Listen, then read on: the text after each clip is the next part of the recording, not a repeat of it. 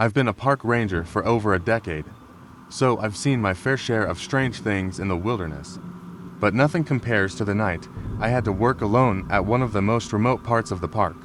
It was an area that most tourists avoided, known for its dense forest, treacherous trails, and deep, unnerving silence. That night, the silence was the least of my concerns. It started like any other late shift. The sun was setting, casting an orange glow across the trees. I had a routine to follow: check the trail markers, make sure the paths were clear, and inspect the camping areas. Simple tasks, but there was something unsettling about that evening. The air felt thick, and as the sun dipped behind the horizon, the usual sounds of the forest birds calling, leaves rustling seemed to vanish. Around 9 p.m., I made my way to a section of the park where we'd received reports of unusual activity. A few campers had mentioned hearing footsteps and strange whispers late at night.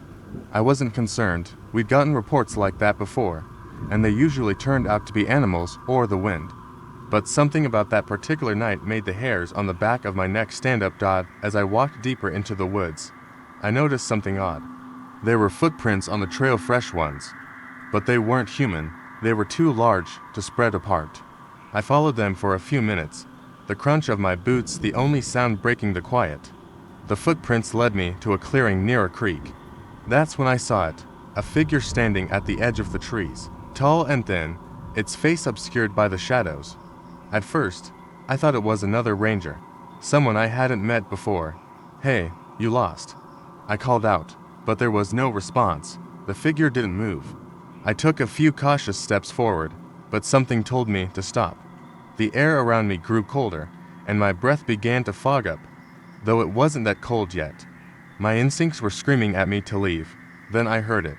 A low, guttural growl, like nothing I'd ever heard before. It wasn't an animal. It was something much deeper, more malevolent. My flashlight flickered, and when it came back on, the figure was gone. I stood frozen for a moment, trying to shake off the overwhelming sense of dread that had settled in my stomach. I called out again, this time more urgently, but no answer came. I had to get back to the station and report this. As I turned to leave the clearing, I noticed the footprints again, but they weren't where they had been. They were closer now, directly in front of me. The space between each step seemed to grow smaller. That's when I heard the whisper. It wasn't in any language I knew. It sounded like it was right behind me, but when I spun around, there was nothing. Just the forest, empty and still. I hurried back down the trail, keeping an eye on the path behind me. My heart was racing. The whispering continued, but now it sounded like it was coming from all directions, closing in on me. I stumbled, trying to maintain my composure, but the whispers grew louder. Then, the figure appeared again, this time in the middle of the trail. I froze. It wasn't just standing there now, it was moving toward me. Slowly, its limbs impossibly long. As it got closer, the air grew colder still, and my breath became more labored. The figure's face was still obscured, but its presence felt wrong. My body was telling me to run, but my legs wouldn't obey. The whispering stopped. In the stillness, I could hear something else now, a soft, rhythmic tapping, like fingers drumming on bark. The sound came from the figure, and it was getting louder, faster, as if it were moving toward me at an accelerating pace. I snapped into motion. My legs finally worked, and I sprinted down the trail, not daring to look back. The tapping continued behind me, but I didn't dare stop or slow down. It wasn't until I reached the ranger station and locked myself inside that I dared to catch my breath. I spent the rest of the night in a panic, eyes darting to every shadow, every creak of the building. The next morning, I went back to the spot where I'd seen the figure. There were no footprints, nothing had been disturbed. But as I was about to leave, I noticed something strange. On the bark of a nearby tree, carved into the wood, were words scratched in with the sharp object, "I'm still here. I didn't sleep that night. And I've never gone back to that part of the park alone." It was a routine shift, the kind where nothing ever goes wrong. I was on patrol, driving through the dense woods of a park known for its peaceful hiking trails. The sun had just set, casting a cool twilight over the forest, the kind of time when most visitors had packed up and left, and the woods took on a quiet, almost unnatural stillness. I had just finished checking the trail markers when my radio crackled to life. Ranger, this is dispatch. We've got a report of some strange activity near the eastern overlook.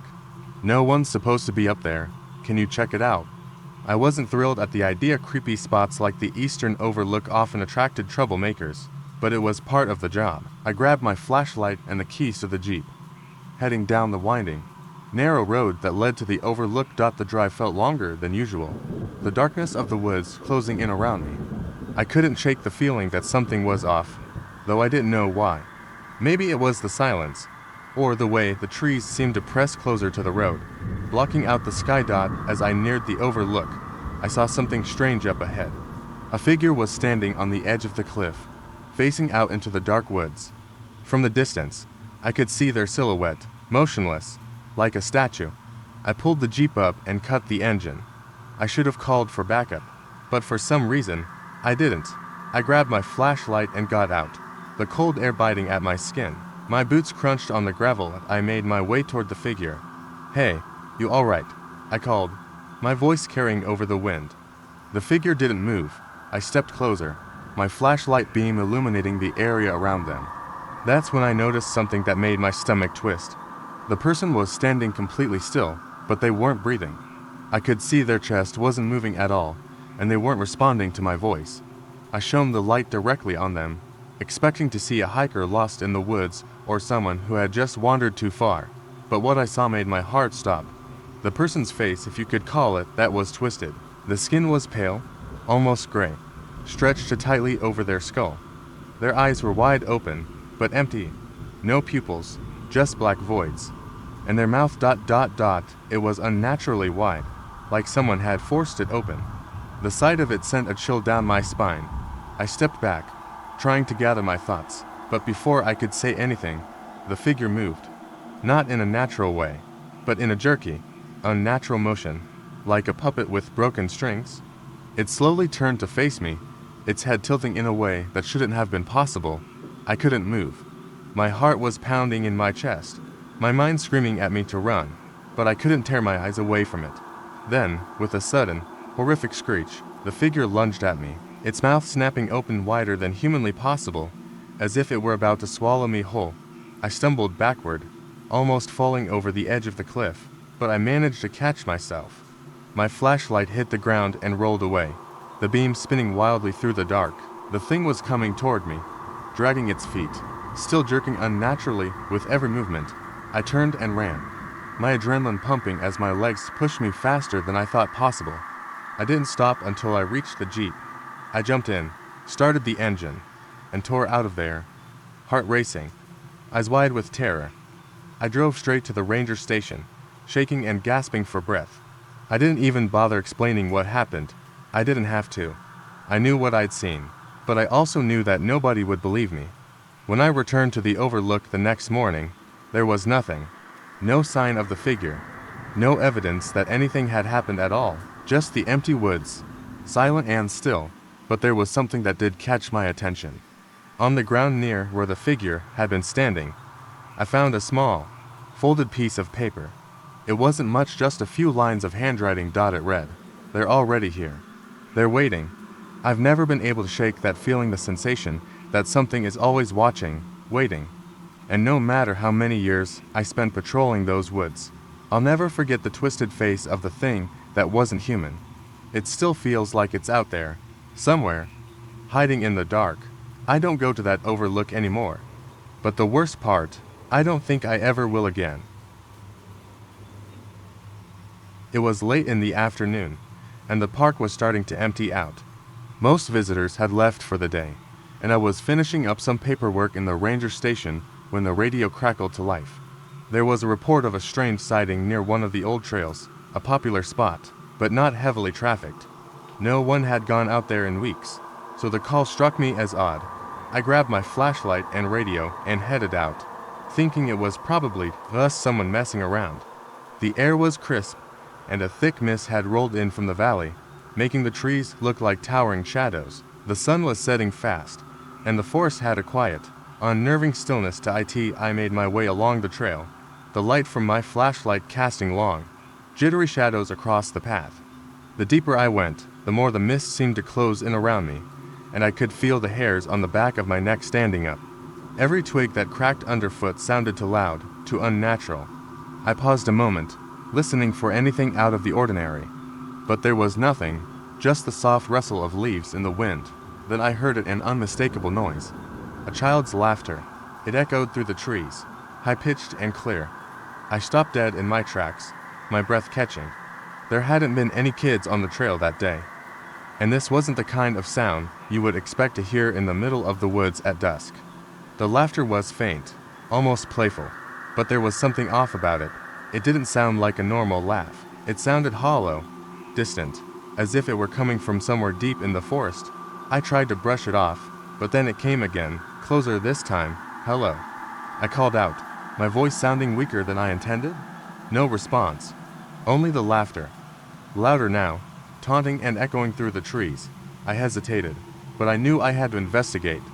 I wasn't about to leave the woods in the dark without figuring out what was going on. I followed the sound deeper into the mist. The trail narrowed, and the trees seemed to grow taller and closer, casting dark shadows over the path. The laughter continued, now mixed with strange, choppy breathing, like someone was struggling to speak. The hair on my arm stood on end. I rounded a bend in the trail and froze. There, standing at the edge of the path, was a figure, a little girl. She was dressed in an old-fashioned, frilly white dress that looked out of place for the woods. Her hair was long and tangled, falling over her face so I couldn't see her eyes. She was facing away from me, just standing there, perfectly still. My heart started to race, and the laughter stopped. My instinct screamed at me to turn back, but I forced myself to step forward, calling out to her, "Hey, are you lost? Are you okay?" She didn't move. I took another step, my flashlight trembling in my hand. The moment my beam hit her, her head jerked up sharply. The face that met me was not that of a child. Her eyes were wide, too wide, and her mouth stretched into a grotesque grin that was far too large for any human face. I stumbled back, the light flashing wildly around the trees. Suddenly, the mist shifted and parted in a way that felt unnatural, revealing a massive shape behind her. A shadow so large and dark it swallowed up everything around it. It was moving, slowly, like it was testing its weight with each step. I could barely make out a shape, something monstrous, towering over the little girl. It was like a large, misshapen figure, too blurry to be fully understood, but I could feel its presence in every bone of my body. The laughter came back, but now it was frantic, echoing from all directions. "Run!" I yelled at the girl, though I knew she wouldn't move. Without thinking, I turned and sprinted back the way I came, my flashlight bouncing wildly ahead of me. My breath was ragged, my heart hammering in my chest. I didn't look back, but I could hear the sound of something heavy moving behind me, the ground shaking with every step. I finally broke through the mist and back onto the main trail. The air felt suddenly lighter, and the world seemed normal again, as if nothing had ever happened. I stood there, panting, looking around. No towering figure, no girl, no strange laughter. Just the normal sounds of the forest at night. It wasn't until I got back to the ranger station that I noticed it on the back of my neck, just under my jacket collar, was something damp. I reached up and pulled it off, and in my hand was a small tuft of hair, but it wasn't mine. I've been a park ranger for nearly 6 years, and I thought I'd seen it all: storm damage, lost hikers, even some wildlife encounters that had me on edge. But nothing prepared me for that night. It started like any other shift, checking the park's trailheads and ensuring the campsites were properly maintained. The forest here is dense, old, and a bit eerie, but it's nothing I couldn't handle. I had just finished my rounds and was heading back to the station when my radio crackled to life. "Ranger, you there?" It was one of the other rangers, a younger guy named Thomas, who'd been working for less than a year. "Yeah, what's up?" I replied, adjusting the radio. "There's someone out here, just past the old ranger station on the eastern trail. I've been calling out, but I think they're ignoring me." I frowned. The area he mentioned was remote, and not many hikers ventured there. It was known for its overgrown paths and decaying structures, not the kind of place anyone would choose to be alone, especially as dusk was settling in. "I'll head over," I said. "Stay put until I get there." I drove my truck down the winding road, the sun barely hanging onto the horizon. The trees were thick, their trunks dark and twisted. As I approached the old ranger station, my headlights caught the faded, weathered sign. I slowed down, scanning the area with my high beams. There was no sign of Thomas. I parked the truck and stepped out, immediately feeling the cool, damp air that carried a strange stillness. The kind of stillness that makes you uncomfortable. I switched on my flashlight and began walking toward the station. I was still calling out for Thomas, but the deeper I went into the woods, the more the silence seemed to press in on me. I made it to the station and found it just as desolate as I remembered: dulled wood, crumbling brick, and broken windows. I shined the flashlight around the area, but saw no sign of anyone. Then, something caught my attention. A footprint, fresh and large, was embedded in the mud just outside the door. I froze. The ground had been soft from recent rain, and the footprint was unmistakable to clear to be from an animal, but too large to be a normal human print. My heartbeat quickened, but I pushed the thought out of my head. I needed to find Thomas. I walked through the station, my boots echoing in the hollow space. The air inside was damp, with a faint, musty smell. That's when I heard it. A rustling sound, like something moving in the next room. My hand went to the flashlight, and I flicked the beam toward the noise. Nothing. I stepped forward cautiously, my heart pounding in my chest. But as I entered the next room, I froze in place. There, sitting in the far corner, was Thomas. He was facing the wall, unmoving, his head down. "Thomas," I called out softly, my voice shaking. I stepped closer, but he didn't respond. I felt a wave of unease wash over me, but I crouched down next to him, trying to get his attention. That's when I noticed that his skin was pale, to pale, and his eyes were wide open, unblinking, staring at the floor. But there was something wrong with his eyes. They were completely white, no pupils, just blank. I jerked back, suddenly terrified. "Thomas, hey, what the hell is going on?" His head slowly turned toward me, but it wasn't Thomas anymore. His mouth stretched unnaturally wide, the edges cracking, as though something inside him had torn. His lips pulled back, revealing teeth that were too sharp, too long. I stumbled back, my breath caught in my throat. My legs hit a piece of debris on the floor, sending a loud crack through the air. That was when the thing, whatever it was, lunged at me. I barely managed to roll out of the way, my heart slamming in my chest. The thing, it wasn't Thomas. It was something else entirely, mimicking him, using his body like a puppet. I scrambled to my feet, fear surging through me. The flashlight was still in my hand, but it had slipped from my grip, and now the light was weak, flickering. I bolted out of the station, not daring to look back. The forest seemed to close in around me, every branch and tree whispering in the wind. I ran faster, adrenaline coursing through my veins, but as I reached the truck, I heard the unmistakable sound of footsteps behind me. I slammed the door shut and started the engine, peeling out of the station's lot. My hand shook on the wheel as I raced back to the main ranger station. But when I looked in the rearview mirror, my stomach twisted. There, standing in the road behind me, was Thomas, his blank white eyes staring right at me. The last thing I remember, before I drove away, was seeing that figure disappear into the darkness, vanishing as if it had never been there at all. I don't know who or what I saw that night, but the rangers all agreed. Thomas had left the station hours ago, and there was no way he could have made it out there before me. That thing, whatever it was, had been waiting for me. I've seen a lot of strange things, animals behaving oddly, signs of storms that seemed to form out of nowhere, but nothing could prepare me for the night I had last spring. That night, I realized how much the forest hides from us. It all started as a routine patrol. The weather was turning cold, and I was assigned to a more isolated part of the park, an area where few people ventured. There was a small cabin near the trailhead, and my job was to check that everything was secure, ensuring no one had been up to mischief. The job wasn't glamorous, but it was necessary. As I made my way down the winding path, the trees were dense, blocking most of the fading daylight. The usual noises of the forest had quieted, which struck me as odd. It wasn't completely silent, but it felt like the woods were holding their breath. The birds, the wind, even the rustling of leaves had all faded. I reached the cabin just as night was beginning to fall. The air had turned chilly, and a dense fog began rolling in. I walked around the perimeter, checked the windows, and made sure the door was locked. The place felt abandoned, but there was something unsettling about it. I couldn't shake the feeling that I wasn't alone.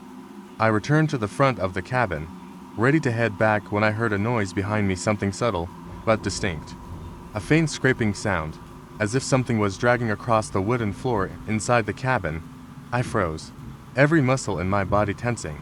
My flashlight flickered as I tried to peer through the fog in the cabin's windows. There was no movement, but that sound continued, slow, deliberate. I told myself it was nothing. Maybe an animal had gotten inside. But deep down, I knew it wasn't that simple. I took a few cautious steps back toward the cabin door, considering my options. The scraping sound continued, now joined by a soft thumping. It was almost rhythmic, like footsteps. I had to check. I pulled out my keys and hesitated for just a second before unlocking the door. I swung it open slowly, the hinges creaking loudly in the quiet night. The inside of the cabin was empty. No animals, no intruders, just dust and old furniture. But the scraping sound, it stopped the moment I stepped inside. I shined my flashlight across the room. Nothing seemed out of place, but then I noticed something strange. The floorboards, they were new. I'd been in this cabin many times before, and the floor had always been worn, creaking underfoot. But now, the boards looked fresh, freshly laid, and unnaturally smooth. My heart started racing. I knelt down to examine the floor more closely, and that's when I saw a small, jagged crack at the edge of one of the boards. Something was behind it. I used my flashlight to peer into the crack and saw a flash of white. I leaned in closer, instinctively reaching out to touch the crack. That's when the scraping sound returned. It was louder this time, right behind me, coming from just inside the walls. I jerked around, my heart pounding in my chest. I didn't know what to think, but every instinct screamed at me to run. The scraping didn't stop, and now there was a low, guttural breathing sound coming from within the walls of the cabin. One had to get out of there. I backed toward the door, fumbling for my keys, but before I could turn the handle, the breathing stopped. And then, something much worse happened. The floorboards beneath me creaked, but not in the usual way. It was as if something heavy was moving below the ground, crawling beneath the floor. I stepped back, my flashlight casting a trembling beam across the cabin. Then, with a sickening crack, the floorboard where I had been kneeling snapped upward. I jumped back, terrified, but nothing emerged from the hole. The scraping had stopped, and all I could hear was my own heavy breathing. I didn't wait another second. I rushed out of the cabin, slammed the door shut, and sprinted back down the trail, not stopping until I reached the ranger station. It wasn't until the next morning that I returned with a colleague to investigate the cabin. We pried up the floorboards, expecting to find the usual critters or perhaps an old forgotten stash of supplies. Instead, we found a hole beneath the floor, but no signs of any animals. What we did find were several old, decayed personal items, clothes, shoes, and a faded journal. It looked like someone had lived there once, but there was no record of any other park rangers ever having occupied the cabin. As I flipped through the journal, the last entry sent a cold chill through me. It's not just the trees that watch. Something else is out there, waiting for us to leave. We never spoke about that night again. Working as a park ranger can be peaceful. The endless expanse of forest, the fresh air, and the solitude make it feel like you're part of something ancient. But there are nights I wish I could forget. Nights like the one I'm about to tell you. It started with a routine call late in the evening. A camper reported strange noises near the eastern edge of the park, deep in the woods. Normally, I'd write it off as wildlife. Foxes or coyotes can make sounds that send chills down your spine. But the urgency in his voice made me take it seriously. He said he'd seen someone or something lurking near his tent. He refused to stay the night. I grabbed my flashlight, radio, and the keys to the Jeep, and set out toward the eastern trail. The park was vast, and the trails were isolated. It would take me about an hour to reach the site. The drive was uneventful, but as I got closer, I noticed the forest felt unusually still. No wind, no crickets, no rustling leaves, just silence. I found the campsite easily enough. The camper was gone, his gear hastily packed up, but nothing seemed out of place. I radioed back to the station to let them know I'd arrived and began walking the perimeter, looking for tracks or signs of an animal. That's when I saw them footprints. Human, but wrong. The prints were elongated, the toes splayed out in a way that didn't look natural. They led away from the site and into the woods. My instincts told me to turn back, but protocol was protocol. I had to investigate. I followed the trail, shining my flashlight ahead. The beam illuminated the twisted branches and the uneven terrain, but nothing else. The prints continued deeper into the forest, eventually veering toward a dense thicket. I hesitated. The air felt heavy, almost suffocating, as if the forest itself were holding its breath, pushing through the brush. I came across something that made my stomach drop. In the dirt was an old, rusted lantern, the glass shattered. It looked decades old, far too weathered to have belonged to the camper. Nearby, the footprints stopped abruptly, no sign of where they led, no indication of a struggle, just silence. A faint noise broke the stillness, a low, guttural moan. It seemed to come from everywhere and nowhere at once. My flashlight flickered, casting erratic shadows on the trees. My breath quickened, and I gripped the light tighter. The moan came again, louder this time, followed by a snapping sound, like a branch breaking under heavy weight. My radio crackled to life, startling me. It was static at first, but then I heard a voice, faint and distorted. It wasn't one of my coworkers. The voice repeated the same phrase, over and over, "Get out now, get out now." My blood ran cold. I spun around, shining the light in every direction, but there was nothing, only the towering trees and the oppressive darkness. The radio fell silent again. I decided I'd had enough. Whatever was out here wasn't something I could handle alone. I turned to head back to the Jeep, but as I stepped out of the thicket, I froze. Standing in the path, just outside the reach of my flashlight, was a figure. It was tall and thin, its limbs unnaturally long. It didn't move, didn't make a sound. My heart pounded as I slowly backed away, the flashlight shaking in my hands. The beam flickered, and for a moment, the figure disappeared. When the light steadied, it was closer. I stumbled backward, my foot catching on a root, but I managed to stay upright. The figure didn't advance any further. It simply stood there, its head tilted slightly, as if observing me. The air felt electric, charged with something I couldn't explain. I didn't wait. I ran, the flashlight bouncing wildly as I sprinted back to the campsite. When I reached the Jeep, I threw myself inside, locking the doors. My hands trembled as I started the engine. I didn't look back. The next morning, I returned with the team. The campsite was empty, just as I'd left it. But when we reached the thicket, there was no sign of the footprints, no lantern, no figure. It was as if none of it had happened. My coworkers thought I'd imagined it, that maybe exhaustion had gotten the better of me. But I know what I saw.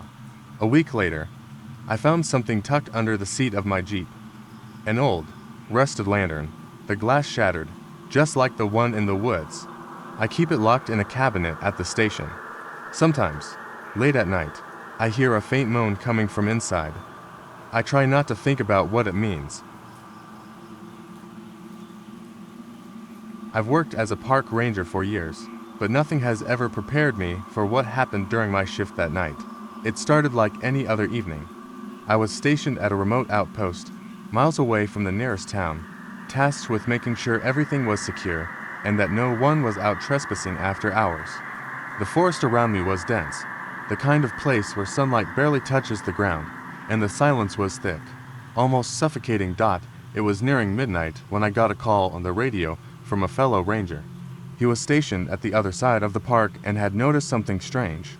There were fresh footprints near a restricted area, footprints that didn't match any known wildlife.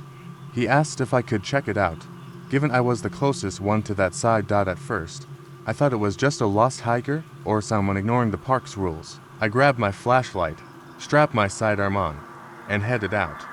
The night air was cold and smelled of pine, but there was something off about the atmosphere. It felt heavier, like the forest was holding its breath. The trail I was following had been well trodden, but it wasn't long before I noticed the prints he mentioned. They weren't human, and they weren't animal either. They were too wide, too deep. Whatever had made them was large, and it was moving quickly. I radioed my colleague, but the signal cut out. Strange, considering I had a strong connection just moments ago.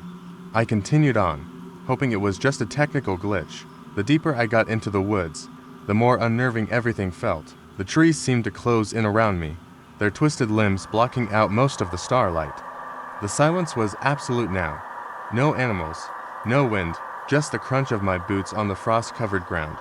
As I moved further, the footprints began to get fresher, as if whatever had made them was still nearby. Then, I heard it, something moving through the brush. At first, it was subtle, just the rustle of leaves. I froze, holding my breath, then it got louder, closer. The hairs on my neck stood on end. I raised my flashlight, scanning the area, my heart pounded in my chest. A shadow moved just out of the beam's reach, too fast to catch, and I snapped my head toward it, my hand tight on the flashlight. There was nothing. I was starting to think I was just spooked. But then the feeling hit me, the unmistakable sense that something was watching me, lurking just beyond the light. I turned quickly, half expecting to see a bear or some large animal in the darkness. What I saw made my blood run cold. At first, I thought it was a tree stump, but as I looked closer, I saw something that wasn't natural, a figure standing motionless just ahead of me. It was tall, too tall for a person, its outline blurry like it was blending into the shadows.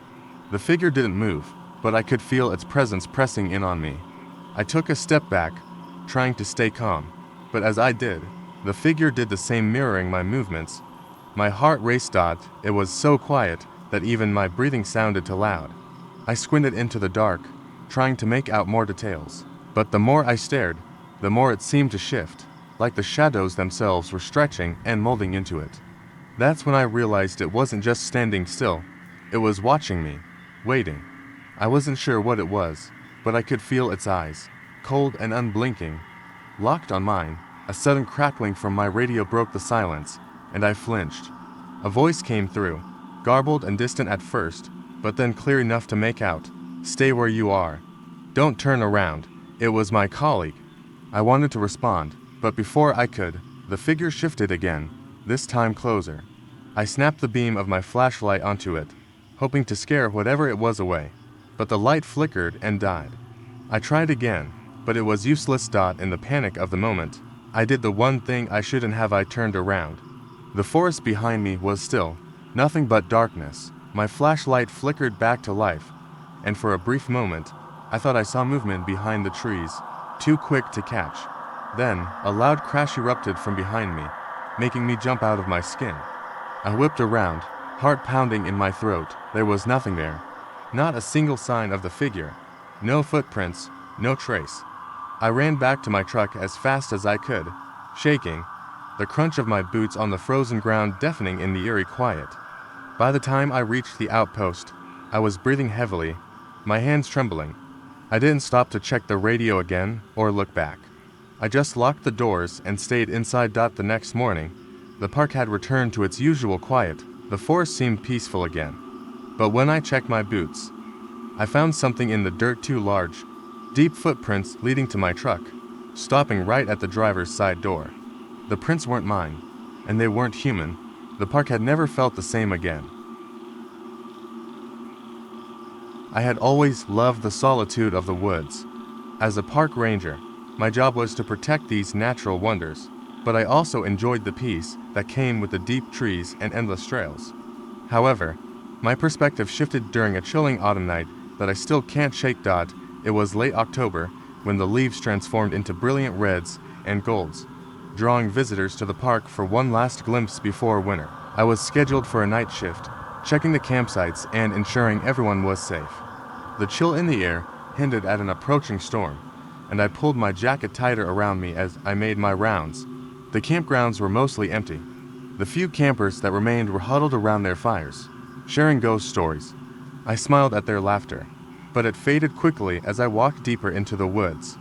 The only sound was the crunch of leaves beneath my boots, and a sense of unease began creeping in. About an hour into my shift, I heard rustling in the bushes nearby. I paused, my breath catching in my throat. The sound was unnerving, almost deliberate.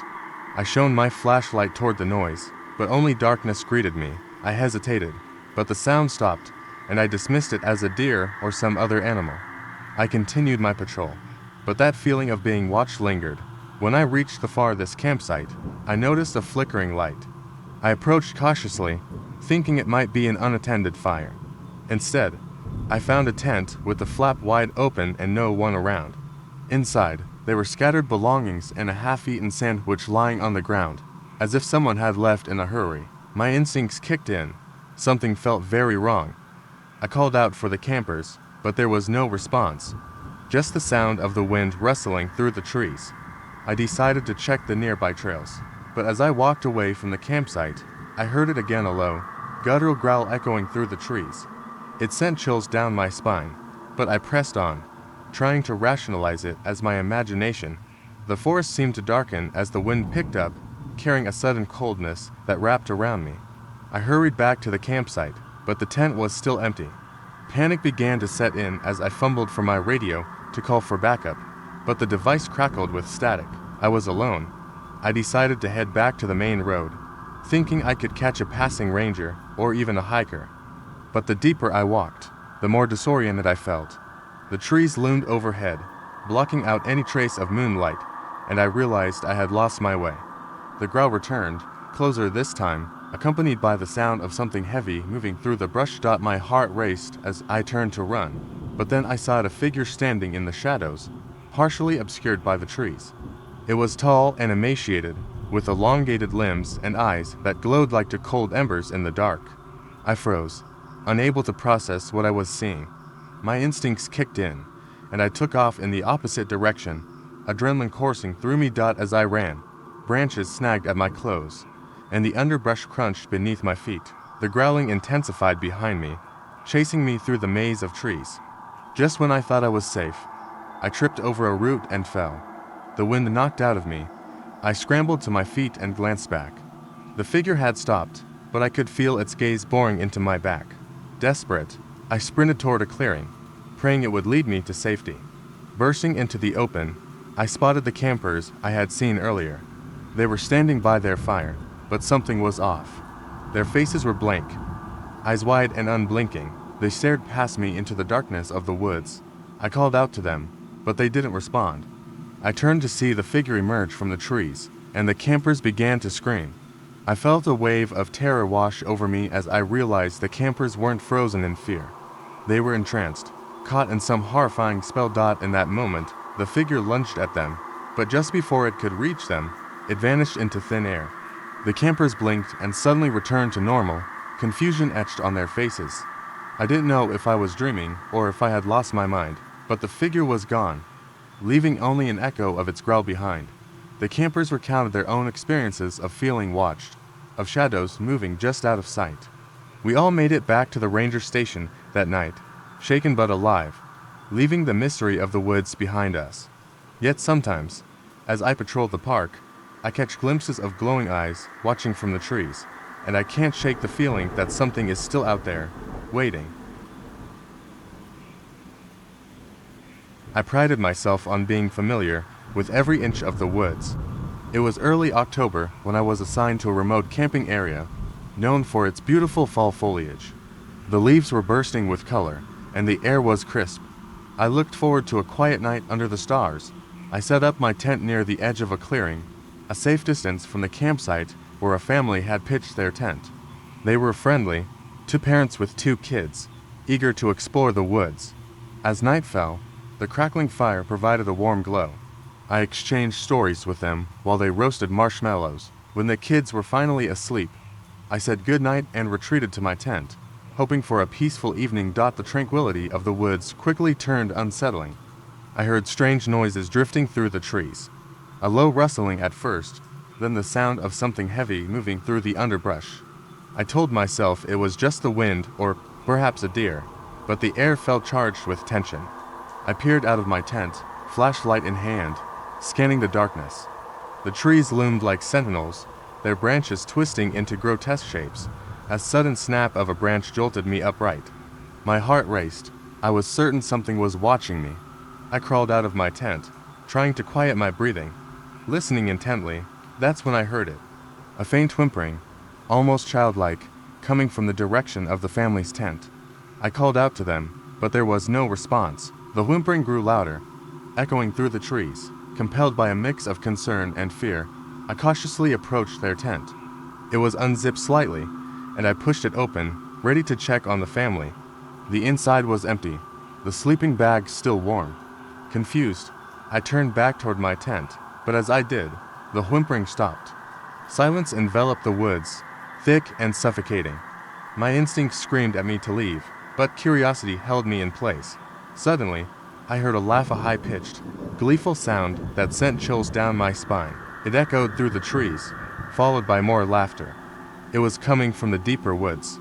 I knew the area well. There were no trails leading that way. Ignoring my better judgment, I followed the sound, pushing through the underbrush. With each step, the laughter turned to taunts, mocking me. "Come play with us," they seemed to say. I stumbled, catching my foot on a root, and I fell hard onto the ground. As I got up, I heard footsteps behind me, soft but deliberate. My heart raced as I turned to face whatever was pursuing me. What I saw made my blood run cold. Standing there were two children, their clothes tattered and dirty, faces pale and expressionless. They stared at me with hollow eyes, not a hint of a smile. My breath caught in my throat. They didn't belong here. I felt a surge of panic, my instincts screaming at me to run. Just as I turned to flee, a figure darted past the trees, tall and dark, its form indistinguishable. I sprinted back toward the campsite, my heart pounding in my ears. Reaching my tent, I flung myself inside and zipped it up, my hands trembling.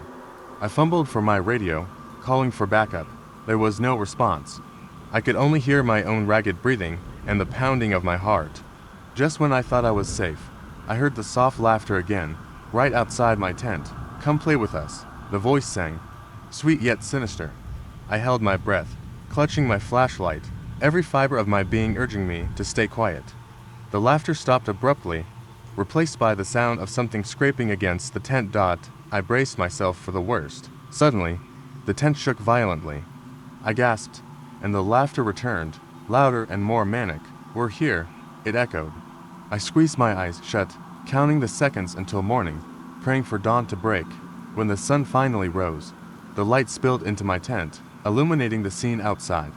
I unzipped the entrance slowly, half expecting the dark figure or the children to be waiting. Instead, I found the campsite abandoned.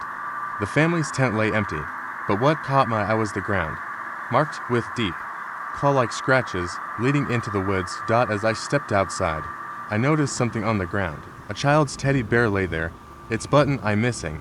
My heart sank. I turned to look back at the woods, now peaceful and serene, but I couldn't shake the feeling that something terrible had happened. I quickly packed my things, determined to report what I had encountered. As I made my way back to my truck, I glanced back one last time at the woods, and for a brief moment, I could have sworn I saw the shadows of two children peering out from the trees, their laughter echoing in the wind. Most nights, I'm alone, keeping watch over the trails and ensuring everything's in order. I'm used to the quiet, the occasional howl of a coyote, and the rustle of leaves in the wind. But that night, well, it changed everything. It was just after dusk when I got the call. There was a report of something strange near one of the far-off campsites. A few campers had heard what they thought was someone moving around their tents, but when they checked, they found nothing. They weren't sure whether it was an animal or something else, but they were nervous enough to ask for assistance. Normally, I wouldn't have thought much of it. People get scared easily in the woods, especially at night. But something about the way the campers described it felt off. I grabbed my flashlight and keys, preparing to head out. My truck rattled down the gravel road, the only sound the tires crunching beneath. The deeper I drove into the park, the darker it became. I reached the campsite around 9 p.m., the last traces of sunset disappearing behind the trees. The campers had already packed up and left, their tents gone, the fire pit cold and abandoned. There was no sign of anything unusual, no footprints, no broken branches, just the empty space they had left behind. I walked around the area, scanning the ground, looking for anything out of place. It was dead silent, no animal sounds, no wind, just stillness. It felt wrong, like the air was too thick. Then I noticed something strange. One of the tents had been left behind, rolled up and tucked into the corner of the clearing. That wasn't right. The campers had said they left in a hurry. Why would they leave their gear behind? I approached it cautiously, my boots crunching the frost-covered ground. My flashlight swept over the tent, and I stopped cold. The zipper was halfway undone, and there was something inside, a bundle of clothes. I pulled back the flap, thinking maybe they had left it behind in the rush. That's when I felt it. A cold draft, like something had just exhaled against the back of my neck. The hairs on my arms stood up. Inside the tent was nothing but an old, faded blanket, twisted up in the shape of a person. But it didn't make sense. There were no footprints leading to or from the tent. No evidence anyone had been inside for hours. I stepped back, scanning the surrounding woods, my breath quickening. I was suddenly very aware of the darkness pressing in around me, of how alone I was. That's when I heard an unmistakable sound. The crunch of footsteps in the underbrush, faint but distinct. It was coming from behind me. I turned around fast, shining my flashlight toward the sound. There was nothing, only shadows and trees. I forced myself to stay calm, telling myself it was an animal, probably a deer, but the footsteps kept coming. I could hear them moving toward me, slow, deliberate. I could almost feel them, the way the air shifted, the brush being disturbed. Then, without warning, the footsteps stopped. My heart was hammering in my chest. I tried to steady my breath, but my legs were shaking. I couldn't move. I couldn't take my eyes off the trees, waiting for something to emerge. But nothing happened. No sound, no movement, just silence. I took one step forward, then another, trying to calm myself. I moved cautiously, back toward my truck, thinking maybe it was just a trick of the mind. But as I reached for the door handle, I froze. There was a sound coming from inside my truck. A faint scratching, like nails dragging along metal. I slowly turned to face the vehicle, my flashlight shaking in my hand. The sound grew louder, more frantic. I knew I couldn't go back inside the truck, not with whatever that was. I backed away, keeping my eyes on the vehicle, and that's when I noticed it, a figure standing at the edge of the trees. It was tall, unnaturally so, its limbs long and spindly, its body unnervingly still. I couldn't make out any features, but I felt its presence, like it was waiting for me to do something. I knew I had to get out of there. My legs were barely holding me up as I ran back to my truck, getting in as fast as I could. But the moment I slammed the door, the scratching stopped. The silence returned, but it wasn't comforting. It was suffocating. I sat in the truck for a few minutes, trying to process what had just happened. But it wasn't until I started the engine and looked out the windshield that my stomach dropped. The figure was standing in front of my truck now, its face inches from the glass. I couldn't see its eyes, but I felt them pressing into me, cold and empty. Then it smiled, a wide, unsettling grin, stretching impossibly far across its face. And then, just as quickly as it had appeared, it vanished into the woods, disappearing into the night. I didn't stay to see what happened next. I left the park that night and never returned alone after dark. To this day, I still don't know what I saw. I have always loved the solitude of the deep woods. As a park ranger, I spent my days monitoring trails, maintaining campsites, and ensuring that everyone enjoyed their time in nature safely. One chilly autumn evening, I was assigned the last shift of the season, just as the leaves were starting to fall and the air turned crisp. Little did I know that this night would change my perspective on the forest forever.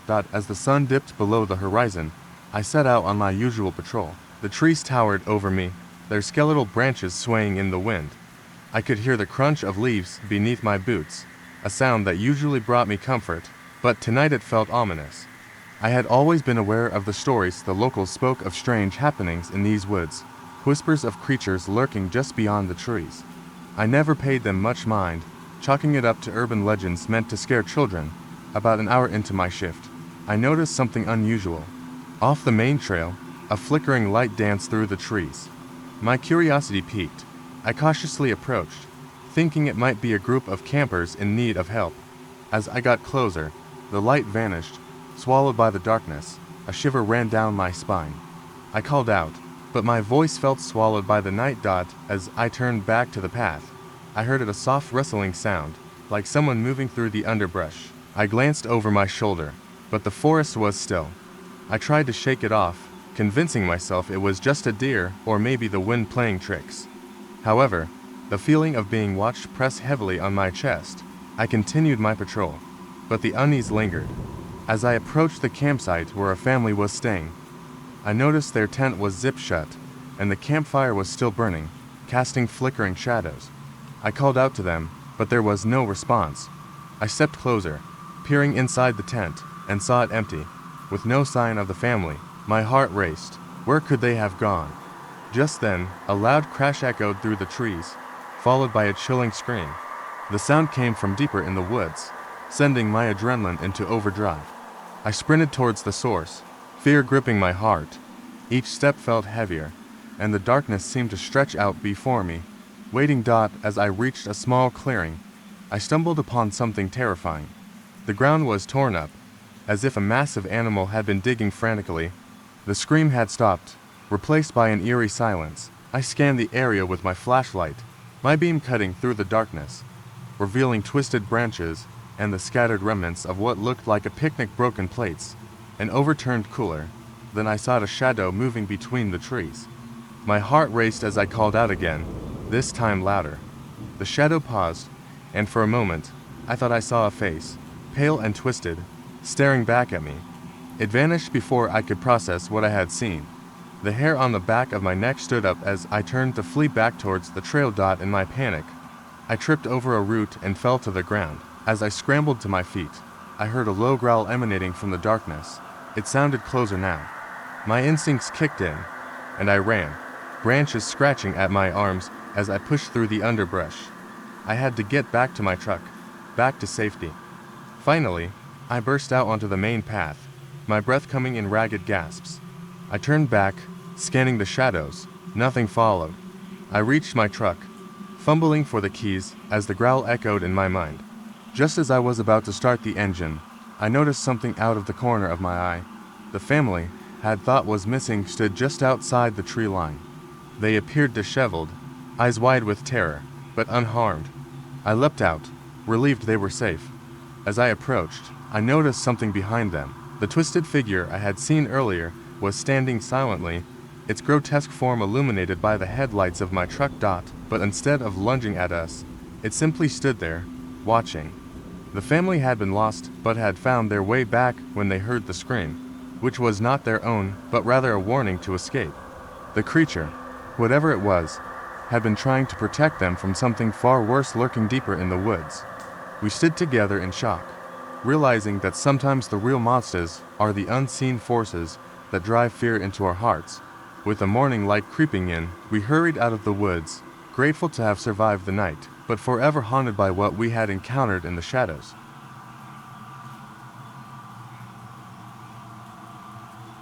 As a park ranger, I had always been drawn to the solitude of the deep woods.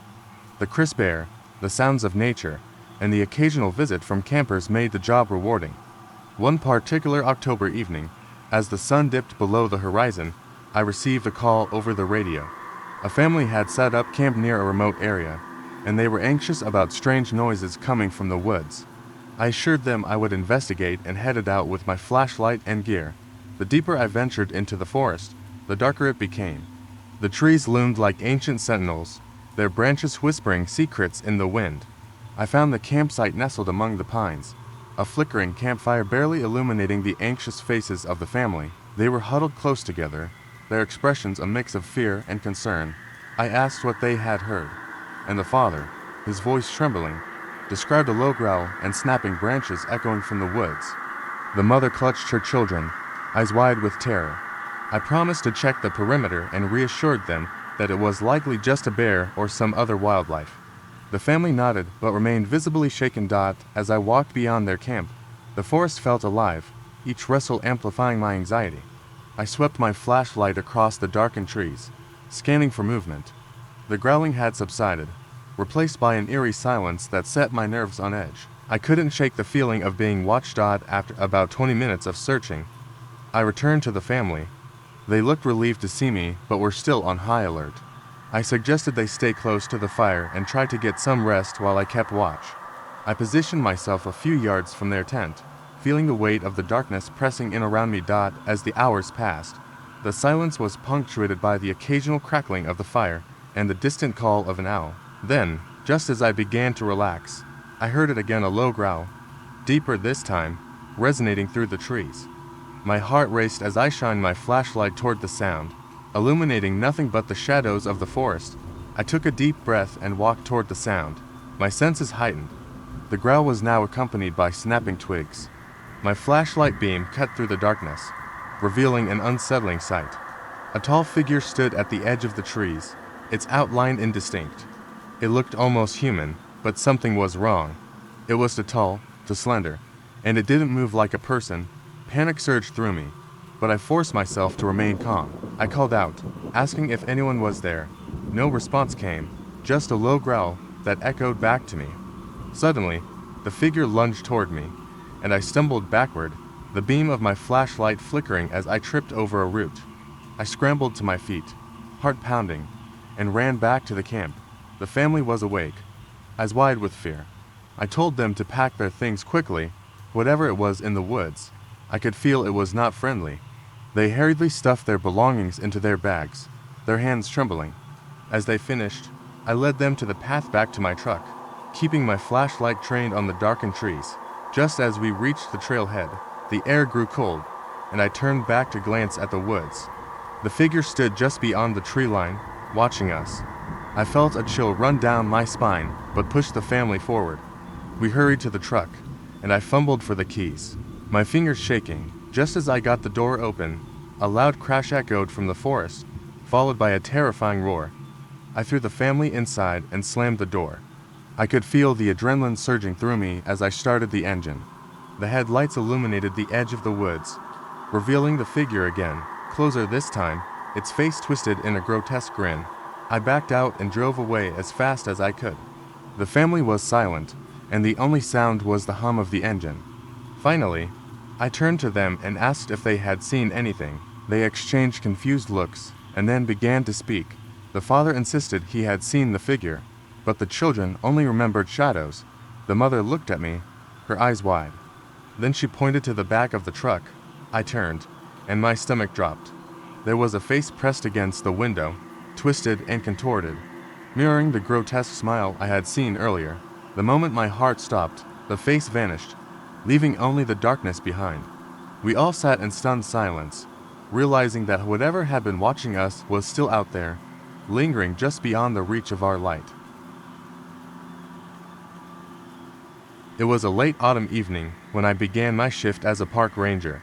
The air was crisp, and the last vestiges of daylight seeped through the dense canopy of trees, casting long shadows on the forest floor. I loved this time of year. The vibrant colors, the quiet that enveloped the woods as most campers had already packed up for the season. I took my first stroll down the main trail, making sure everything was in order. About an hour into my rounds, I received a radio call from a family camping near the far end of the park. They reported odd noises outside their tent, sounds that didn't match the usual wildlife. I assured them I would head over immediately. Their campsite was a good hike away, and with each step, I felt the growing tension in the air, as if the woods were holding their breath. By the time I reached their site, the sun had completely vanished. A chill ran down my spine as I stepped into the clearing. The tent was unzipped, and I called out, but no one answered. I shone my flashlight into the tent. Their belongings were scattered inside, but the family was nowhere to be found. I felt a wave of unease wash over me. That's when I heard a low growl, deep and guttural, reverberating through the trees. It sent a shiver racing up my spine. I turned off my flashlight, straining to hear better. The growl came again, louder, closer. It wasn't a bear. It felt almost human, twisted in some unnatural way. I backed out of the tent slowly, my heart pounding. As I stepped outside, the hairs on my neck stood on end. My flashlight flickered, and I could have sworn I saw movement at the edge of the clearing. I called out for the family, my voice shaky and barely audible. Then, just at the tree line, I saw a figure, tall and thin, partially obscured by darkness. It stood unnaturally still, its head tilted at an odd angle, I felt my pulse quicken. I tried to convince myself it was just a trick of the light, but the creature took a step forward, and I could see its face, or what I thought was a face. It was pale, featureless except for deep, hollow eye sockets. My breath caught in my throat as it let out another growl, echoing through the night. I sprinted back to my vehicle, adrenaline propelling me forward. I fumbled for the radio, trying to call for backup, but the static crackled loudly, making my heart race even faster. I finally managed to get a message out, desperate for someone to respond. I jumped into the truck and locked the doors, staring out into the abyss of trees surrounding me. Moments felt like hours, and I was about to lose hope when another ranger arrived, his headlights cutting through the darkness. I felt a wave of relief wash over me as he stepped out. I quickly explained what I had seen, my words tumbling out in a rush. He listened intently, and as we prepared to search for the family, we heard something, the unmistakable sound of laughter echoing through the trees. Confused, we followed the sound. It led us deeper into the woods, where the trees were so thick I could hardly see. Then we stumbled into a small clearing. There they were, the family, huddled around a small campfire, roasting marshmallows and laughing like nothing was wrong. I felt my heart drop. I rushed toward them, demanding to know where they had been. The father looked at me with a puzzled expression. They had heard the growl, but assumed it was just a bear and decided to wait it out. I was flooded with relief, but something felt off. As we gathered around the fire, I noticed the mother was pale, her hands trembling. She glanced nervously toward the trees. I followed her gaze, and suddenly, the air grew cold. The laughter faded, replaced by a low, haunting growl. The family's faces turned to shock as the figure stepped into the light, its movements slow and deliberate, but then it stopped, hovering at the edge of the firelight. I was sure it would attack, but instead, it turned its head and looked directly at me, those hollow eye sockets boring into my soul. Just as I opened my mouth to scream, the fire flared up brightly, and in that moment, the figure simply vanished. The family stood frozen, their faces white with fear. The growl faded into silence. We all looked at one another, unsure of what had just happened. What was real? Had I imagined the creature? Or had it truly been there? The night ended with us all packed tightly together around the campfire, the eerie silence settling around us like a shroud. Even now, I can't shake the feeling that the woods are not as empty as they seem. I hear whispers in the wind and feel eyes watching me. Whatever was lurking in the shadows that night might not be gone for good. It was late in the evening when I got a call over the radio about an abandoned camp. The site was deep in the backwoods, a place we don't usually check unless there's a report of trouble. I wasn't due for another round of patrol, but the dispatcher insisted, so I grabbed my flashlight and drove out to investigate. The sky was overcast, and the air had a strange stillness to it as I hiked toward the site. The path grew narrower and less familiar, a sign that I was venturing farther than usual. The forest here felt older, the trees thicker, and the usual sounds of rustling leaves and birdsong seemed muted, as though the woods themselves were holding their breath. When I reached the camp, everything seemed off. The fire pit was cold, the tent was half collapsed, and gear was strewn around like someone had hurriedly packed up. I frowned, wondering why someone would leave in such a rush. My job was to make sure everyone was safe, so I called out to see if anyone was nearby. No answer. I walked around the campsite, checking for signs of anyone nearby, but there was nothing, no footprints, no sign of struggle, just a profound, unnerving quiet. Then, as I was about to head back, I saw something that made my stomach drop.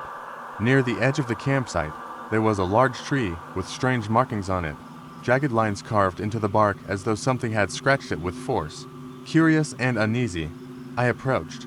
The marks were deep, unnaturally so, and they appeared to form patterns strange, almost symbol-like patterns I couldn't quite make sense of. The hairs on the back of my neck stood up as I studied them, and a sudden coldness swept over me. That's when I heard it, a low, distant hum. It wasn't a sound I'd ever heard in the forest before. The air seemed to vibrate with it. It wasn't an animal. It wasn't the wind. It felt like it was coming from the ground itself. My flashlight flickered, then went out completely. I cursed under my breath, smacking the flashlight against my hand to get it working again. As I fiddled with it, trying to get the beam back, the humming grew louder. more intense. My heart raced. I had to leave, but something kept me rooted to the spot. A feeling, a sense of being watched. Then, the humming stopped abruptly. I froze, holding my breath. That's when I heard the footsteps. Not normal footsteps, to slow, deliberate, crunching leaves and twigs, moving in my direction. My pulse thundered in my ears. I slowly turned, eyes darting into the darkened trees, searching for the source. I couldn't see anything, but I felt something. The air was thicker now, heavier. I took a step back, my instincts screaming that I was not alone. Then, as if from nowhere, a loud, jarring crash sounded behind me.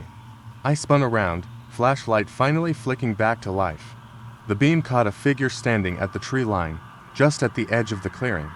My blood ran cold. It was a person or something resembling one. Tall, thin, unnaturally so.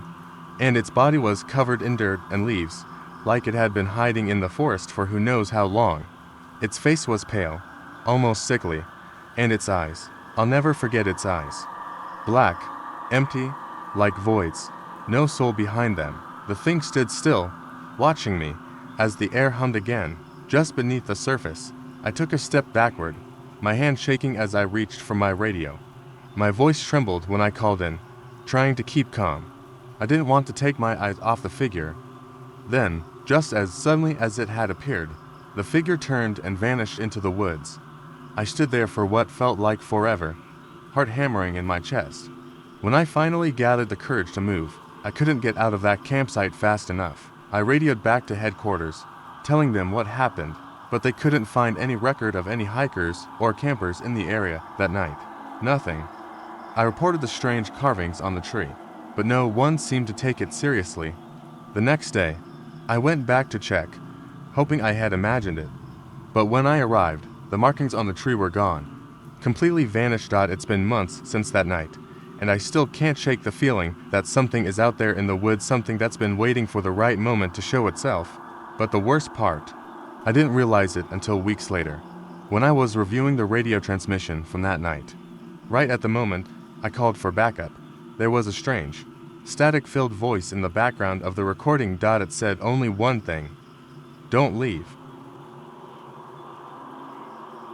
I had been working as a park ranger for a couple of years when I received a call one late autumn evening. The park was known for its picturesque landscapes and quiet trails, especially in the fall, when the leaves transformed into vibrant hues of orange and red. As the sun dipped behind the mountains, I was on my regular patrol. I checked in with the ranger station and then turned my truck onto a secluded road, ready to survey the farthest reaches of the park. The radio crackled with the sound of frantic voices. A family of campers had set up near a remote lake and reported strange noises surrounding their campsite. They described low growls and something large moving through the trees. I chuckled at their fear, assuming it was just wildlife. I decided to reassure them. Driving through the dimming light, the air turned colder. The truck's headlights cut through the darkness, revealing nothing but trees.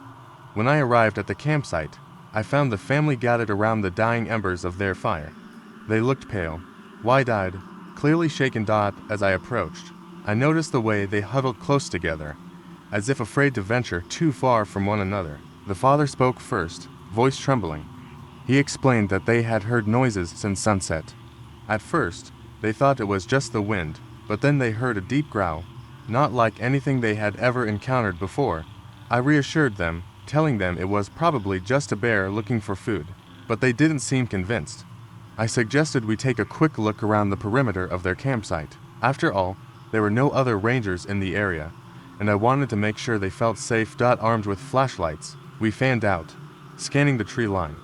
As we walked, the sound of rustling leaves filled the air. The family kept close, and I could feel their unease. My flashlight flickered as we ventured deeper into the woods, illuminating the dense underbrush. I suddenly heard a low growl echoing through the trees, a sound that sent chills down my spine. I turned to the family, ready to tell them to stay calm, but the look of terror on their faces said everything. Just then, the growl turned into a high-pitched shriek, echoing through the night. My instincts kicked in, and I urged the family to retreat to their campsite. As we hurried back, I heard something crashing through the woods behind us. My heart raced as I shone my flashlight into the dark, desperate to see what was pursuing us. A flicker of movement caught my eye, but when I turned, nothing was there. The family was ahead of me, and I called out for them to keep moving. We reached the safety of their campsite, panting heavily. The father hurriedly stoked the fire, and I scanned the tree line for any signs of movement. There was nothing, just the wind whispering through the branches. The family settled back around the fire, still trembling. I could feel the fear hanging in the air, thick and tangible. I told them I would stay the night, ensuring they were safe. As the hours passed, the sounds of the forest settled into a haunting silence. We shared ghost stories to keep the mood light, but every rustle in the trees made us jump. At one point, the father suggested we check the perimeter again. I hesitated, but we agreed it was best to know if whatever was out there was still watching us. Equipped with our flashlights once more, we crept back toward the tree line. The air was heavy, and the night felt alive with anticipation. Suddenly, the high-pitched shriek rang out again, piercing the silence like a knife. I felt the hairs on my neck stand on end. We turned and ran back to the campsite, fear propelling us forward. But as we reached the clearing, the family froze, and I skidded to a halt behind them. There, in front of the tent, stood a tall figure, backlit by the glow of our fire. It was a park ranger, wearing a uniform eerily similar to mine, but something was off. His face was pale, eyes sunken, and his lips curled into a grotesque smile. I stepped forward, confusion flooding my mind. But before I could say anything, the figure raised his hand and pointed towards the forest. In a voice that sent chills through my bones, he whispered, "You shouldn't have come here." The family screamed, and I felt a rush of panic. I turned to look back at the figure, but he had vanished, leaving only the echoes of his words hanging in the air. The family and I huddled together, trying to make sense of what we had seen. Knowing we had to leave the woods behind, we packed up quickly and fled, the night feeling colder and darker than before. As we drove away, I couldn't shake the feeling that whatever we had encountered was not done with us yet. Sometimes, when I close my eyes, I still hear that figure's chilling voice and wonder who or what was truly watching us in those woods. I had always loved the deep woods. As a park ranger, I spent my days exploring trails and checking on campers. That summer had been particularly quiet. Most families had left for the season, and I found myself patrolling areas that were usually bustling with life. The trees stood like silent sentinels, and the sounds of the forest seemed amplified in the stillness. One late afternoon, I received a call on the radio from a family camping deep in the woods. They reported strange noises outside their tent.